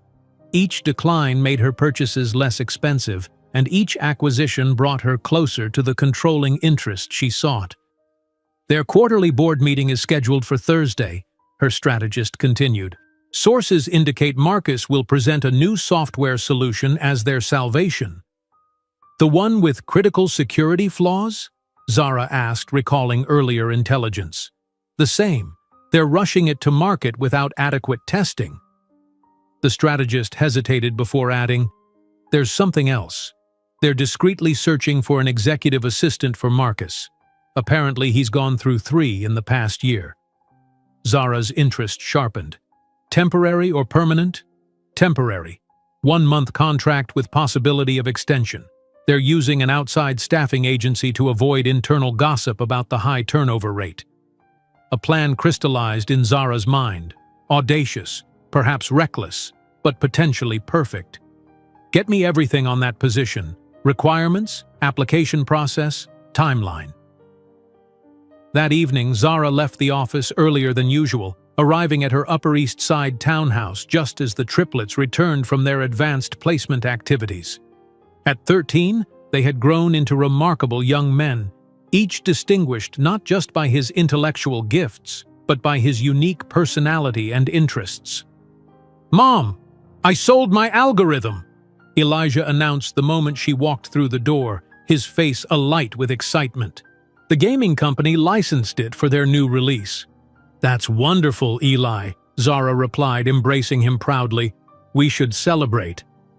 "And my article was accepted," Ethan added, waving a printed email. "The Journal of Game Theory wants to publish my paper on predictive modeling." "I knew they would," Zara said, genuinely impressed but not surprised. Ethan's understanding of strategic relationships had always been exceptional. Ezra, quieter than his brothers, waited until the initial excitement settled before showing Zara his tablet. "Professor Linden asked me to solve this," he said, displaying a complex mathematical equation. It's been unsolved for 40 years. I think I found a new approach. Zara studied the elegant solution her youngest son, by 7 minutes, had developed, recognizing its brilliance even as some of the higher mathematics exceeded her own understanding. This is groundbreaking as... Later, after dinner and homework supervision, Zara gathered the boys in the living room for a family meeting. Their home, comfortable but not ostentatious, reflected her values: quality over flash, substance over show. "I have something important to discuss with you," she began, noting how their expressions immediately turned serious. "I'm considering a rather unusual project that would involve me working undercover at a company for about a month." Elijah's eyebrows shot up. "Undercover? Like a spy?" "More like deep research," Zara clarified. "I would be posing as an executive assistant to gather first-hand information about a company's operations before deciding whether to acquire it." "Which company?" Ethan asked perceptively. Zara took a deep breath. "Reed Enterprises." The room fell silent as understanding dawned on their faces. She had never hidden their father's identity from them, though she had been careful to present the facts without bitterness, allowing them to form their own opinions. "You'd be working directly for him?" Ezra asked quietly. "Our biological father?" "Yes, but he wouldn't know who I am. I would be using a different name and appearance." "Why not just buy the company outright?" Elijah asked. "We already own a significant percentage." Zara smiled at his use of "we." She had always made clear that her success belonged to all of them. "I need to understand the internal culture before committing fully. Sometimes what looks broken on paper can be fixed with the right leadership. Other times, the problems run too deep." Ethan, always the strategist, nodded slowly. "It's also about seeing him, understanding who he is now." "Yes," Zara admitted. "I suppose it is." "Is it dangerous?" Ezra's concern was evident. "What if he recognizes you? It's been 15 years and I'll be disguised. Besides," she added with a small smile, "men like Marcus rarely truly see people they consider beneath them. To him, an executive assistant will be furniture, functional but invisible." The boys exchanged glances, communicating in that silent language they had developed in the womb. Finally, Elijah spoke for all of them. "We want to help. We can analyze data you send us, identify patterns you might miss, and create secure communications channels." Ethan added eagerly, "I've been working on an encryption protocol for my computer science project." Ezra, practical as always, simply asked, "Who will take care of us while you're undercover?" "You'll stay with Aunt Diane during the week. I'll be home on weekends, and we'll have secure calls every evening." The following morning, Zara began preparations for her most daring venture yet. She created a resume for Zara Carter, a professional executive assistant with 15 years of experience supporting high-level executives. Her stylist was bewildered by her requests. "You want me to make you look ordinary?" the woman clarified, clearly puzzled. "Less polished?" "Exactly. I need to blend in, appear competent, but forgettable." Over the next week, Zara assembled her alter ego piece by piece. She purchased a wardrobe of serviceable but unremarkable clothes, muted colors, conservative cuts, nothing that would draw attention. She practiced a different posture, slightly hunched, less commanding. She selected oversized glasses that partially obscured her features and styled her hair in a severe bun that aged her subtly. Most challenging was modifying her speech patterns and mannerisms. The confident, incisive communication style that had become her trademark needed to be replaced with something more deferential, more hesitant. "How's this?" she asked Diane during a practice session, adopting a slightly higher pitch and more tentative cadence. Diane studied her critically. "Better, but your eyes still have that CEO intensity. Try to soften your gaze. Look interested but not analytical." By the time she submitted her application to the staffing agency handling the Reed Enterprises position, Zara had transformed herself into a convincing facsimile of an unremarkable career assistant. The agency's response came quickly. Her qualifications were perfect, and an interview was scheduled for the following week. The night before her interview, Zara sat at her vanity, methodically applying subtle touches to complete her disguise.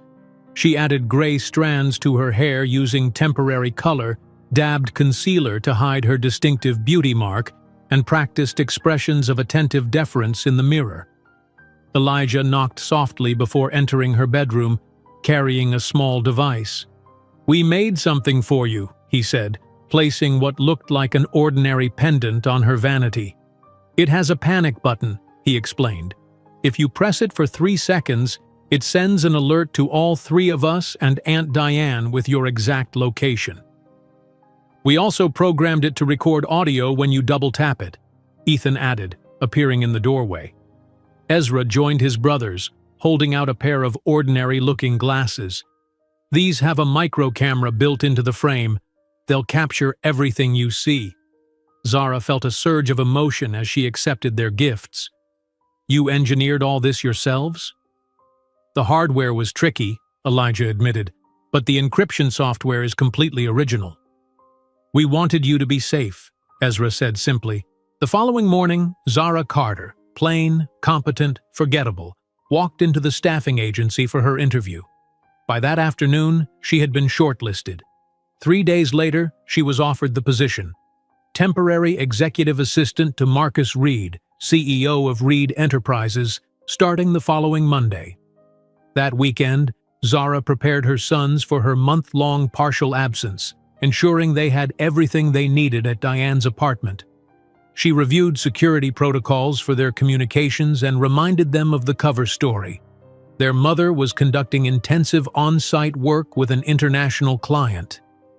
Sunday evening, standing before her closet of carefully selected bland attire, Zara felt a momentary wave of doubt. Was she taking this too far? Was it worth the risk? Then she remembered Marcus's cruel dismissal 15 years earlier. "You're just a Harlem girl trying to trap someone above your level." The memory steeled her resolve. This wasn't about revenge. It was about completing a circle, about standing in her power before the man who had once deemed her worthless. Monday morning, Zara Carter entered the Reed Enterprises tower carrying a modest handbag containing the tools of her subterfuge. As she rode the elevator to the executive floor, she mentally stepped fully into her role, shoulders slightly stooped, eyes downcast, presence diminished. The executive suite was opulent in that distinctly masculine way that confused luxury with taste. Dark woods, leather furniture, and ostentatious art selected more for price than aesthetic value. Marcus's private secretary, a harried woman named Beverly, barely looked up as she thrust a tablet toward Zara. "You'll need to sign these NDAs before you start.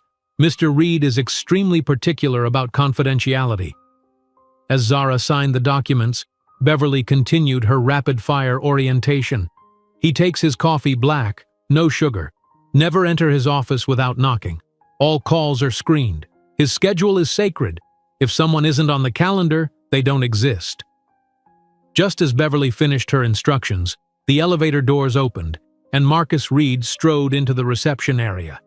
15 years had added silver at his temples and lines around his eyes, but he still moved with the entitled confidence of a man who had never questioned his place in the world.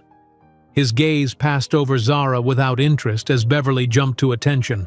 "Your 9:30 is waiting in the conference room and the Tokyo numbers just came in." Marcus nodded impatiently before glancing briefly at Zara. "You must be the temp. Coffee, black, my office, 5 minutes." Without waiting for acknowledgement, he disappeared through his office door. While preparing her first assignment as Marcus's invisible assistant, Zara didn't know that the universe would add an unexpected element to her carefully crafted plan. A school emergency that would accelerate the most dramatic confrontation Manhattan had witnessed in decades. "You must be the temp. Coffee, black, my office, 5 minutes." Without waiting for acknowledgement, Marcus disappeared through his office door, leaving Zara standing in the reception area, her heart racing despite her carefully cultivated composure. "He's always like that," Beverly whispered, shooting her a sympathetic glance. "Don't take it personally." Zara nodded meekly, adjusting her oversized glasses as she located the executive kitchen. While preparing the coffee, she caught her reflection in the polished surface of the espresso machine, a deliberately muted version of herself, hair pulled back severely, wearing a beige blouse that practically disappeared against her skin. The disguise was working perfectly.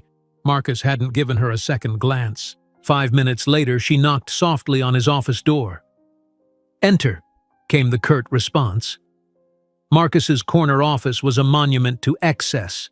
Floor-to-ceiling windows showcasing Manhattan, modernist furniture that likely cost more than most people's annual salary, and walls adorned with photographs of himself shaking hands with celebrities and politicians.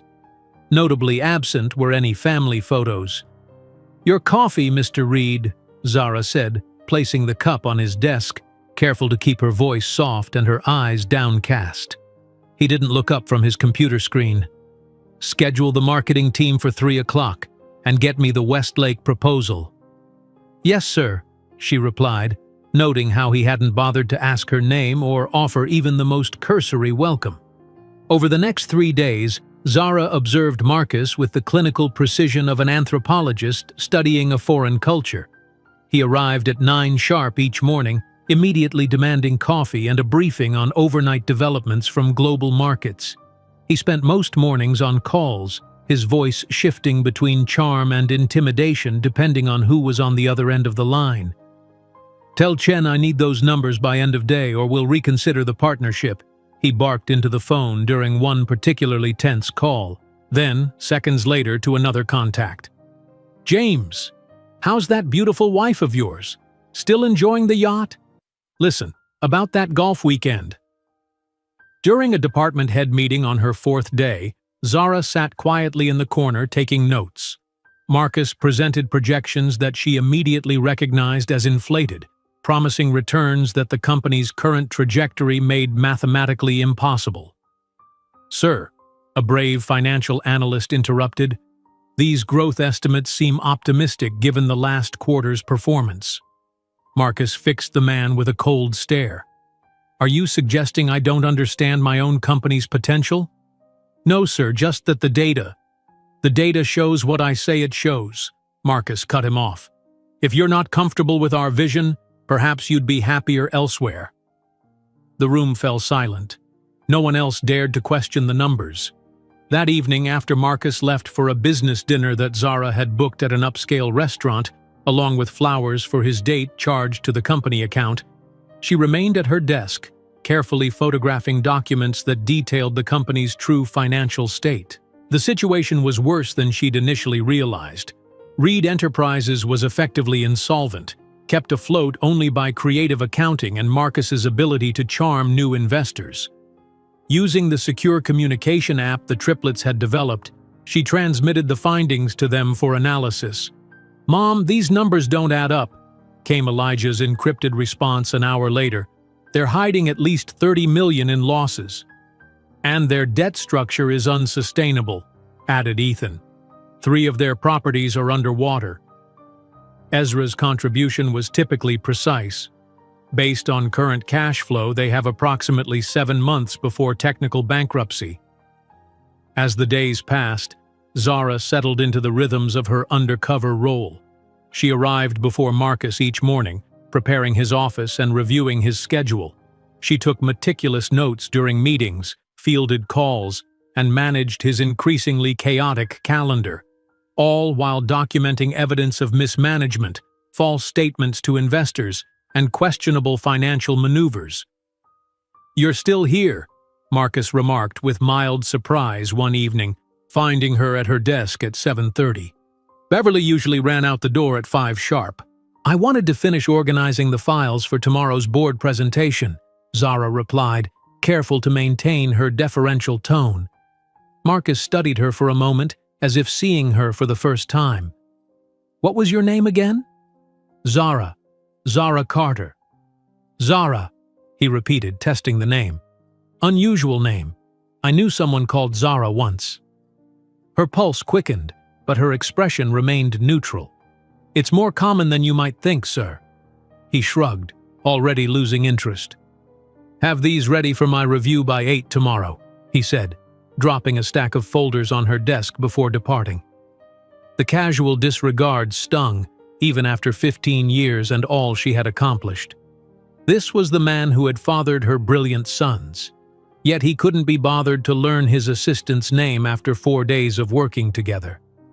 On day 7, Marcus's treatment shifted from indifference to active exploitation. "I need you to pick up my dry cleaning," he instructed without looking up from his phone. "And my watch needs to be dropped at the jeweler. Oh, and make dinner reservations at Le Cirque for 2 at 8. Tell them I want the corner table." Zara complied, gathering his personal errands into her already full workday. That evening, she carefully documented each non-business expense he had charged to the company account: the watches, the dinners, the gifts for various women, even dog grooming for his purebred Weimaraner. As the second week began, Marcus's demands grew increasingly inappropriate. "My Hamptons house needs to be prepared for a weekend party," he informed her on Monday morning. "Call my housekeeper and make sure everything's arranged, and book a yacht for Saturday, something impressive, at least 80 feet. "Sir, I'm not sure arranging personal events falls under my job description," Zara ventured carefully. Marcus looked up, his expression hardening. "Your job description is whatever I say it is. If that's a problem, I can find someone more accommodating." The threat was clear. Swallowing her pride, Zara nodded. "I'll take care of it right away." During a financial strategy meeting later that week, Zara noticed Marcus becoming increasingly agitated as his team presented concerning quarterly projections. "These numbers are unacceptable," he snapped. "Revise them before the investor call." "But sir," the CFO protested weakly, "these are the actual figures." "Then find better figures," Marcus replied coldly. "I don't care what it takes. No one sees these numbers." Zara made detailed notes, her hands steady despite the ethical violation unfolding before her. Later, in the privacy of the executive bathroom, she transmitted the information to her sons and Diane. "He's explicitly directing financial fraud," she whispered into her secure pendant, instructing his team to falsify reports to investors. By the third week, Zara had compiled enough evidence to sink Reed Enterprises 3 times over. She had documentation of expense fraud, misleading investor statements, and Marcus's habit of using company resources for personal gain. Most damning was his new software platform, the one he planned to present as the company's salvation during the upcoming board meeting. "Mom, this software has critical security flaws," Elijah reported after examining the code she'd managed to access. "Any decent hacker could access client financial data in minutes." "He's rushing it to market without proper testing," Zara confirmed, betting everything on a product that's fundamentally broken. The pattern was clear. Marcus Reed was the same man who had discarded her 15 years ago, just with more power and less restraint. He treated everyone as either obstacles to overcome or tools to exploit. "You're taking too many notes," he snapped during a particularly tense meeting when he caught Zara documenting contradictions in his presentation. "You're here to record what I tell you to record, not to form opinions." "Yes, Mr. Reed," she replied, adopting the submissive tone she had perfected. "I apologize." That afternoon, Marcus summoned her to his office. "My dog walker canceled. I need you to pick up Duke from my apartment and take him to the park." Zara blinked, momentarily speechless. "You want me to walk your dog, sir? Is that a problem?" His tone carried the implicit threat that had cowed his employees into compliance for years. "Not at all," she replied, marveling at the absurdity of the situation. The CEO of Johnson Consulting Group, worth hundreds of millions, would be walking Marcus Reed's dog through Central Park that afternoon. As the 4th week began, preparations for the crucial board meeting intensified. Marcus was scheduled to present his recovery strategy, centered around the flawed software platform, to the company's board of directors and key investors. "This meeting is make or break," he told his executive team. No negativity, no doubts. We present a unified front of absolute confidence. Behind closed doors, however, panic reigned. The company's financial position had deteriorated further, with two major clients threatening to pull their business. Marcus spent hours rehearsing his presentation, crafting a narrative of innovation and imminent turnaround that bore little resemblance to reality. "Ms. Carter, you'll attend to take notes," he instructed Zara. "Wear something appropriate." Board members noticed these details. The morning of the board meeting arrived with an atmosphere of contained chaos. Executives huddled in corners, reviewing talking points and aligning their stories. Marcus sequestered himself in his office, emerging only to demand last-minute changes to presentation slides that made the projections even more aggressively optimistic. At 10 o'clock, board members and key investors began arriving. Zara recognized several prominent figures from the business world, including Elizabeth Blackwell, whom she had met at the charity gala months earlier. None showed any sign of recognizing her in her carefully crafted disguise. The boardroom itself exuded power. A massive table of polished mahogany, leather chairs, and views of Manhattan that reminded everyone present of the stakes involved. Zara took her position in a corner chair, notepad ready, the perfect picture of administrative invisibility. Marcus entered last, commanding attention in a custom suit that probably cost more than most people's monthly rent. His confidence seemed unshakable as he began his presentation. "Ladies and gentlemen, Reed Enterprises stands at the threshold of its greatest transformation," he began, his voice resonating with practiced authority. "Our new financial software platform will revolutionize the industry." As he continued weaving his tale of imminent success, Zara observed the room. Some board members appeared skeptical, others hopeful. All were unaware of just how dire the company's true situation was. Halfway through the presentation, Zara's phone vibrated silently. The display showed Sunshine Daycare with an urgent tag. Her heart rate accelerated immediately. "Ms. Carter, there's been an incident with your children," the daycare director's voice came through when she slipped outside to answer. "They're perfectly fine, but we need you to come collect them as soon as possible." "What happened?" Zara asked, concern overriding her careful disguise.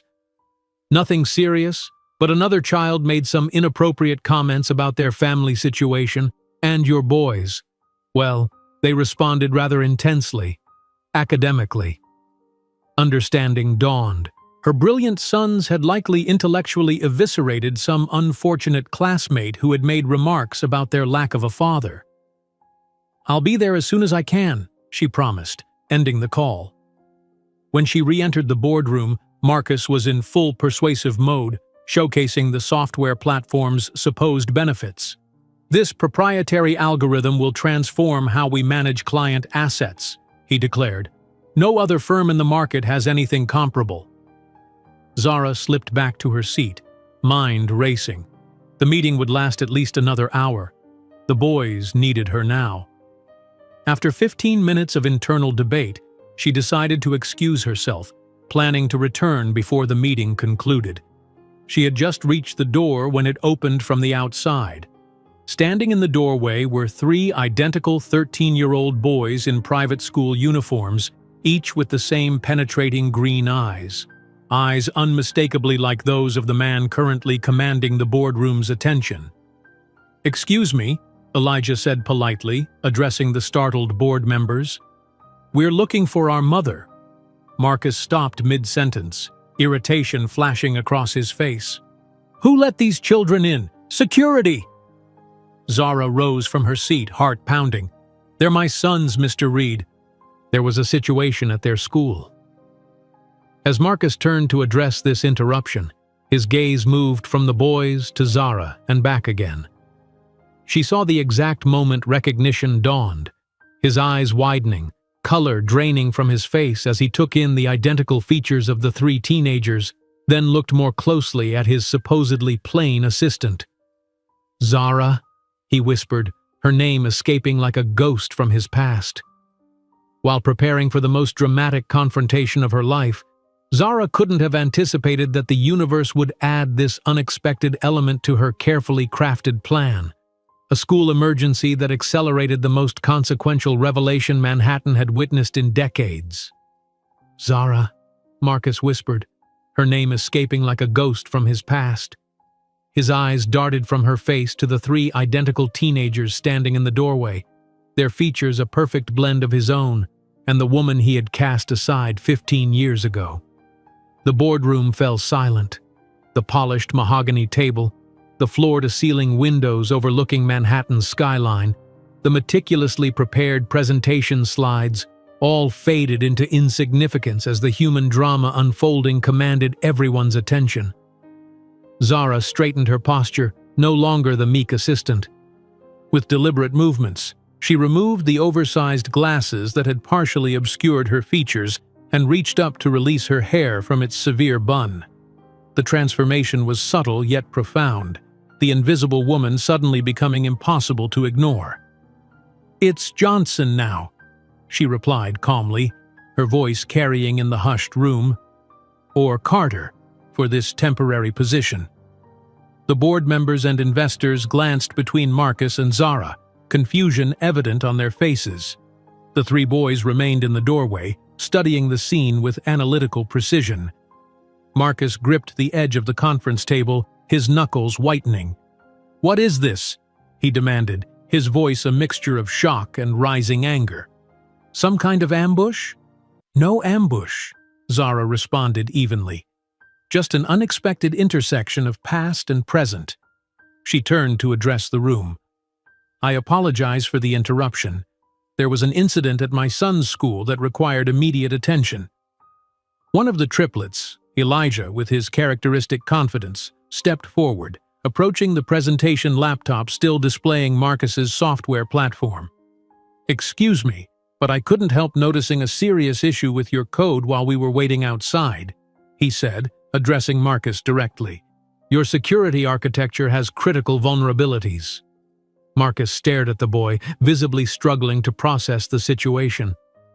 Who exactly are they?" he asked Zara, his voice barely audible.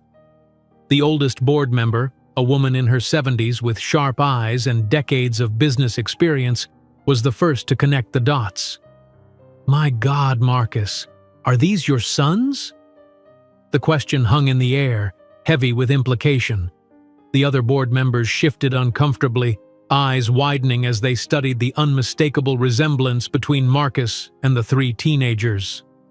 "No," Zara answered before Marcus could speak. "Biologically, they share DNA. But parenthood involves much more than biology, doesn't it?" Elijah, meanwhile, had already begun typing on the laptop, his fingers moving with practiced efficiency. "Look," he said, addressing the board rather than Marcus, "your entire client database can be accessed through this back door. Any moderately skilled hacker could extract all your financial data in under 3 minutes." A balding man at the far end of the table leaned forward, suddenly alert. "Wait a minute, you're Zara Johnson, of the Johnson Consulting Group?" Zara nodded, meeting his gaze directly.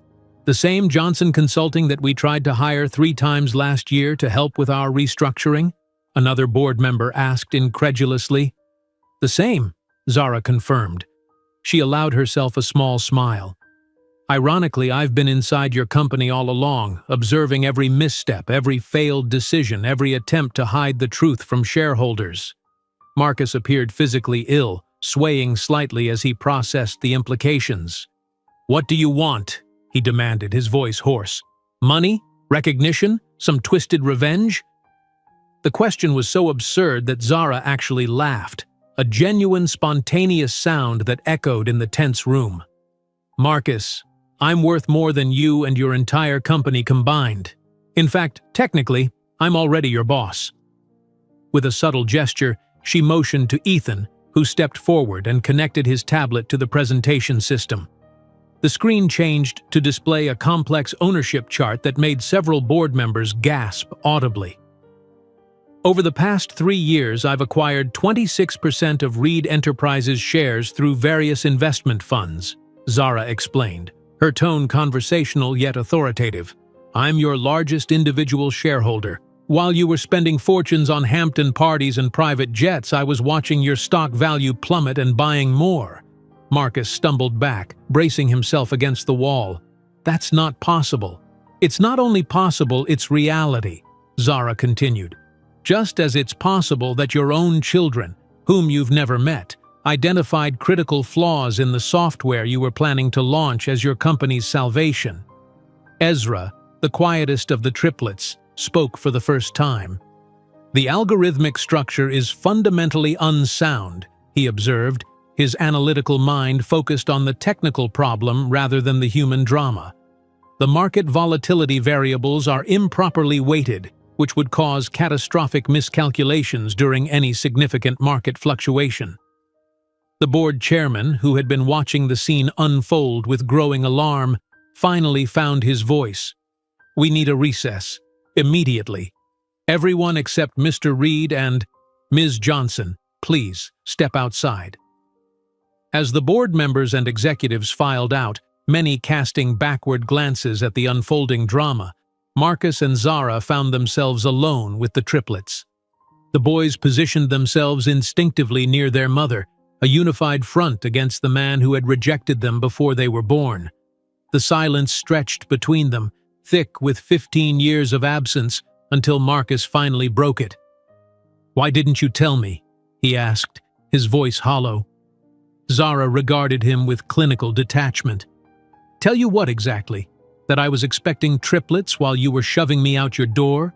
That I survived working 3 jobs while finishing my degree?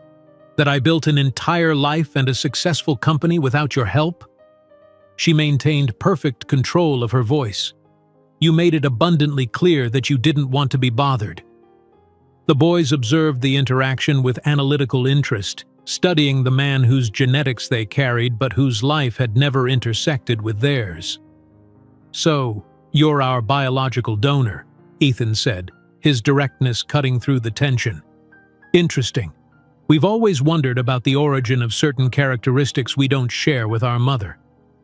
Marcus looked at his son, this stranger with his eyes, stunned by the clinical assessment. "I'm your father," he said, the words sounding both declarative and questioning. "Biologically speaking," Ezra corrected with scientific precision, "fatherhood involves presence, guidance, and support. By sociological definition, you don't qualify." The door opened before Marcus could respond. The board chairman returned, his expression grave. "The board has voted unanimously," he announced. "Marcus Reed is relieved of his duties as CEO, effective immediately." Marcus paled further. "You can't do that." "Not only can we, but we must," the chairman replied firmly.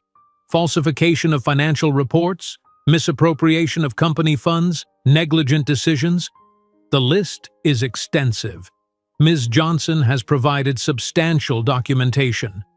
Marcus turned to Zara, fury replacing shock. "You've been spying on me? Collecting evidence against me?" "I've been doing due diligence on a potential acquisition," Zara corrected him coolly. "Standard business practice." The chairman turned to Zara. "The board would like to offer you the position of interim CEO, Ms. Johnson, while we seek a permanent solution." Zara smiled politely. "I appreciate the offer, but I must decline. I have my own company to run." "This is insane," Marcus interjected, his voice rising. "You can't just waltz in here and—" "Mr. Reed," the chairman cut him off sharply. "Given the evidence of financial impropriety, the board has no choice. Security will escort you to your office to collect personal belongings. Company assets, including your email and access credentials, have already been suspended." As if on cue, 2 security officers appeared at the door. Marcus stared at them in disbelief, then at the chairman, then finally at Zara and the 3 boys who shared his features. "This isn't over," he said, his voice low and threatening. "Actually, it is," Zara replied with calm certainty. "It was over 15 years ago when you decided we weren't worth your time or consideration." Marcus's gaze lingered on the triplets, these brilliant strangers with his eyes and jawline but none of his values or weaknesses. For a fleeting moment, Something like regret crossed his features before hardening into resentment. Without another word, he followed the security officers from the room. In the aftermath, the board members filtered back in, a mixture of shock and relief evident on their faces. The chairman approached Zara. "Ms. Johnson, regardless of your decision about the CEO position, we'd be grateful for your firm's guidance during this transition period." "I'll have my team contact yours this afternoon," Zara agreed professionally. "The company has significant underlying value that can be salvaged with proper management." As discussions turned to immediate stabilization measures, Elijah approached his mother. "Mom, the daycare situation was actually quite minor. Another kid made some comments about us not having a father, and we may have responded with a detailed statistical analysis of divorce rates and the empirical advantages of single-parent households with strong maternal leadership." Zara suppressed a smile. "We'll discuss appropriate responses to social challenges later." An hour later, after preliminary arrangements had been made for Johnson Consulting Group to oversee Reed Enterprises' reorganization, Zara and the triplets left the building. In the elevator, Ethan finally asked the question they'd all been considering. "Did that go according to your plan?" Zara considered this. "Not exactly. The timeline accelerated unexpectedly." "But the outcome is satisfactory?" Ezra asked. "More than satisfactory," she confirmed. As they exited the building into the bright Manhattan afternoon, reporters were already gathering, alerted by the sudden leadership change at one of the city's oldest real estate empires. Flashbulbs popped as they recognized Zara Johnson, the financial wunderkind whose rise had fascinated business media for years. "Ms. Johnson, is it true you've taken control of Reed Enterprises? Are these your children? What's their connection to Marcus Reed?" Zara guided the boys through the crowd with practiced ease, offering only a brief statement. "Johnson Consulting Group will be assisting Reed Enterprises through a transitional period. No further comments at this time." While the reporters continued shouting questions, Zara couldn't have imagined that in the days to come, the scandal would explode across financial media with headlines declaring "Reed Ear Ousted, Company on Brink of Bankruptcy" and "Consulting Prodigy Reveals Herself as Mother of Marcus Reed's Secret Sons." As the reporters continued shouting questions, Zara guided her sons through the crowd with practiced ease, her expression revealing nothing beyond professional composure. Inside their waiting town car, however, she finally exhaled, the tension of the confrontation leaving her body in a slow, controlled breath. "Well," said Elijah, adjusting his tie with a precision that reminded Zara of herself, "that was certainly more dramatic than we anticipated." Ethan leaned forward, eyes bright with excitement. "Did you see his face when he realized who we were? I've never witnessed someone's blood pressure drop in real time before." "That's not physiologically observable," Ezra corrected quietly, though a small smile played at his lips. But his pallor did suggest significant autonomic nervous system activity. Zara watched her brilliant sons dissect the encounter with their characteristic analytical precision. Pride swelled in her chest, alongside a complicated tangle of emotions she couldn't quite name. The confrontation that she had planned for years had finally happened, yet it felt strangely anticlimactic. The following morning, the financial world erupted. Zara's phone began ringing at 5:30, her media team fielding calls from every major business publication. By 7, her assistant had compiled a document with the most prominent headlines. "Reed Ear Ousted, Company on Brink of Bankruptcy," splashed across the Wall Street Journal. "Consulting Prodigy Reveals Herself as Mother of Marcus Reed's Secret Sons," proclaimed Business Insider. The board chairman called at 8 sharp. "The media frenzy is unprecedented," he reported, sounding both exhausted and exhilarated. "We need to issue a joint statement immediately." Zara spent the morning in strategic meetings with her communications team, crafting carefully worded responses that focused on the business implications rather than the personal drama.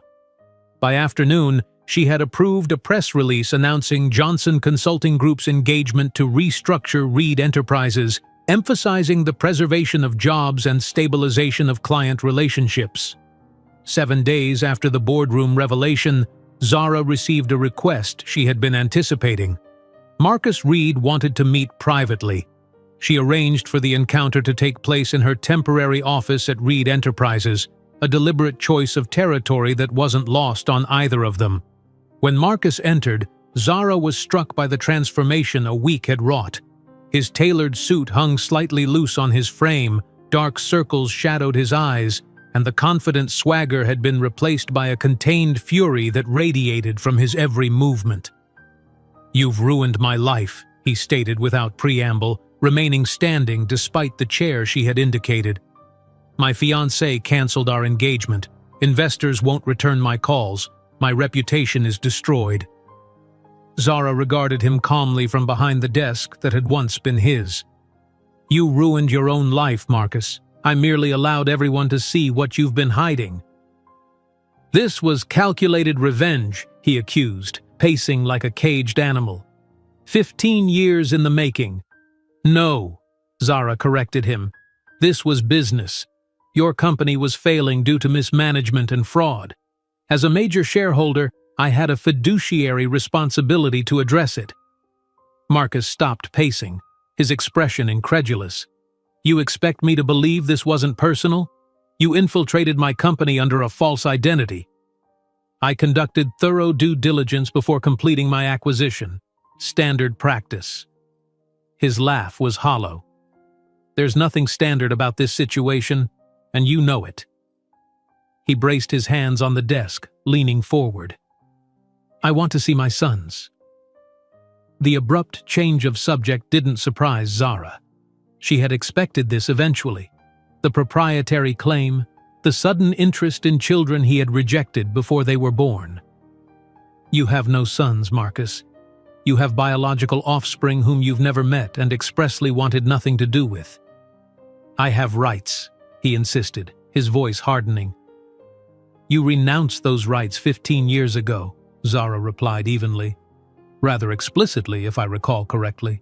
Something about me being just a Harlem girl trying to trap someone above my level." Marcus flinched at his own words thrown back at him. He straightened, adjusting his tie in a gesture that reminded Zara uncannily of Elijah.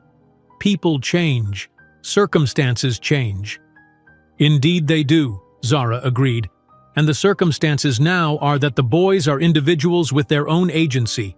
If they wish to know you, I won't prevent it. But I won't force it either." Something shifted in Marcus's expression, a flicker of genuine emotion breaking through the anger. "They're remarkable," he said quietly. "Their intelligence, their poise, they're extraordinary." "Yes," Zara said simply. "They are." "Did you tell them about me? About what happened?" "I told them the truth, that their biological father wasn't prepared for parenthood and chose not to be involved.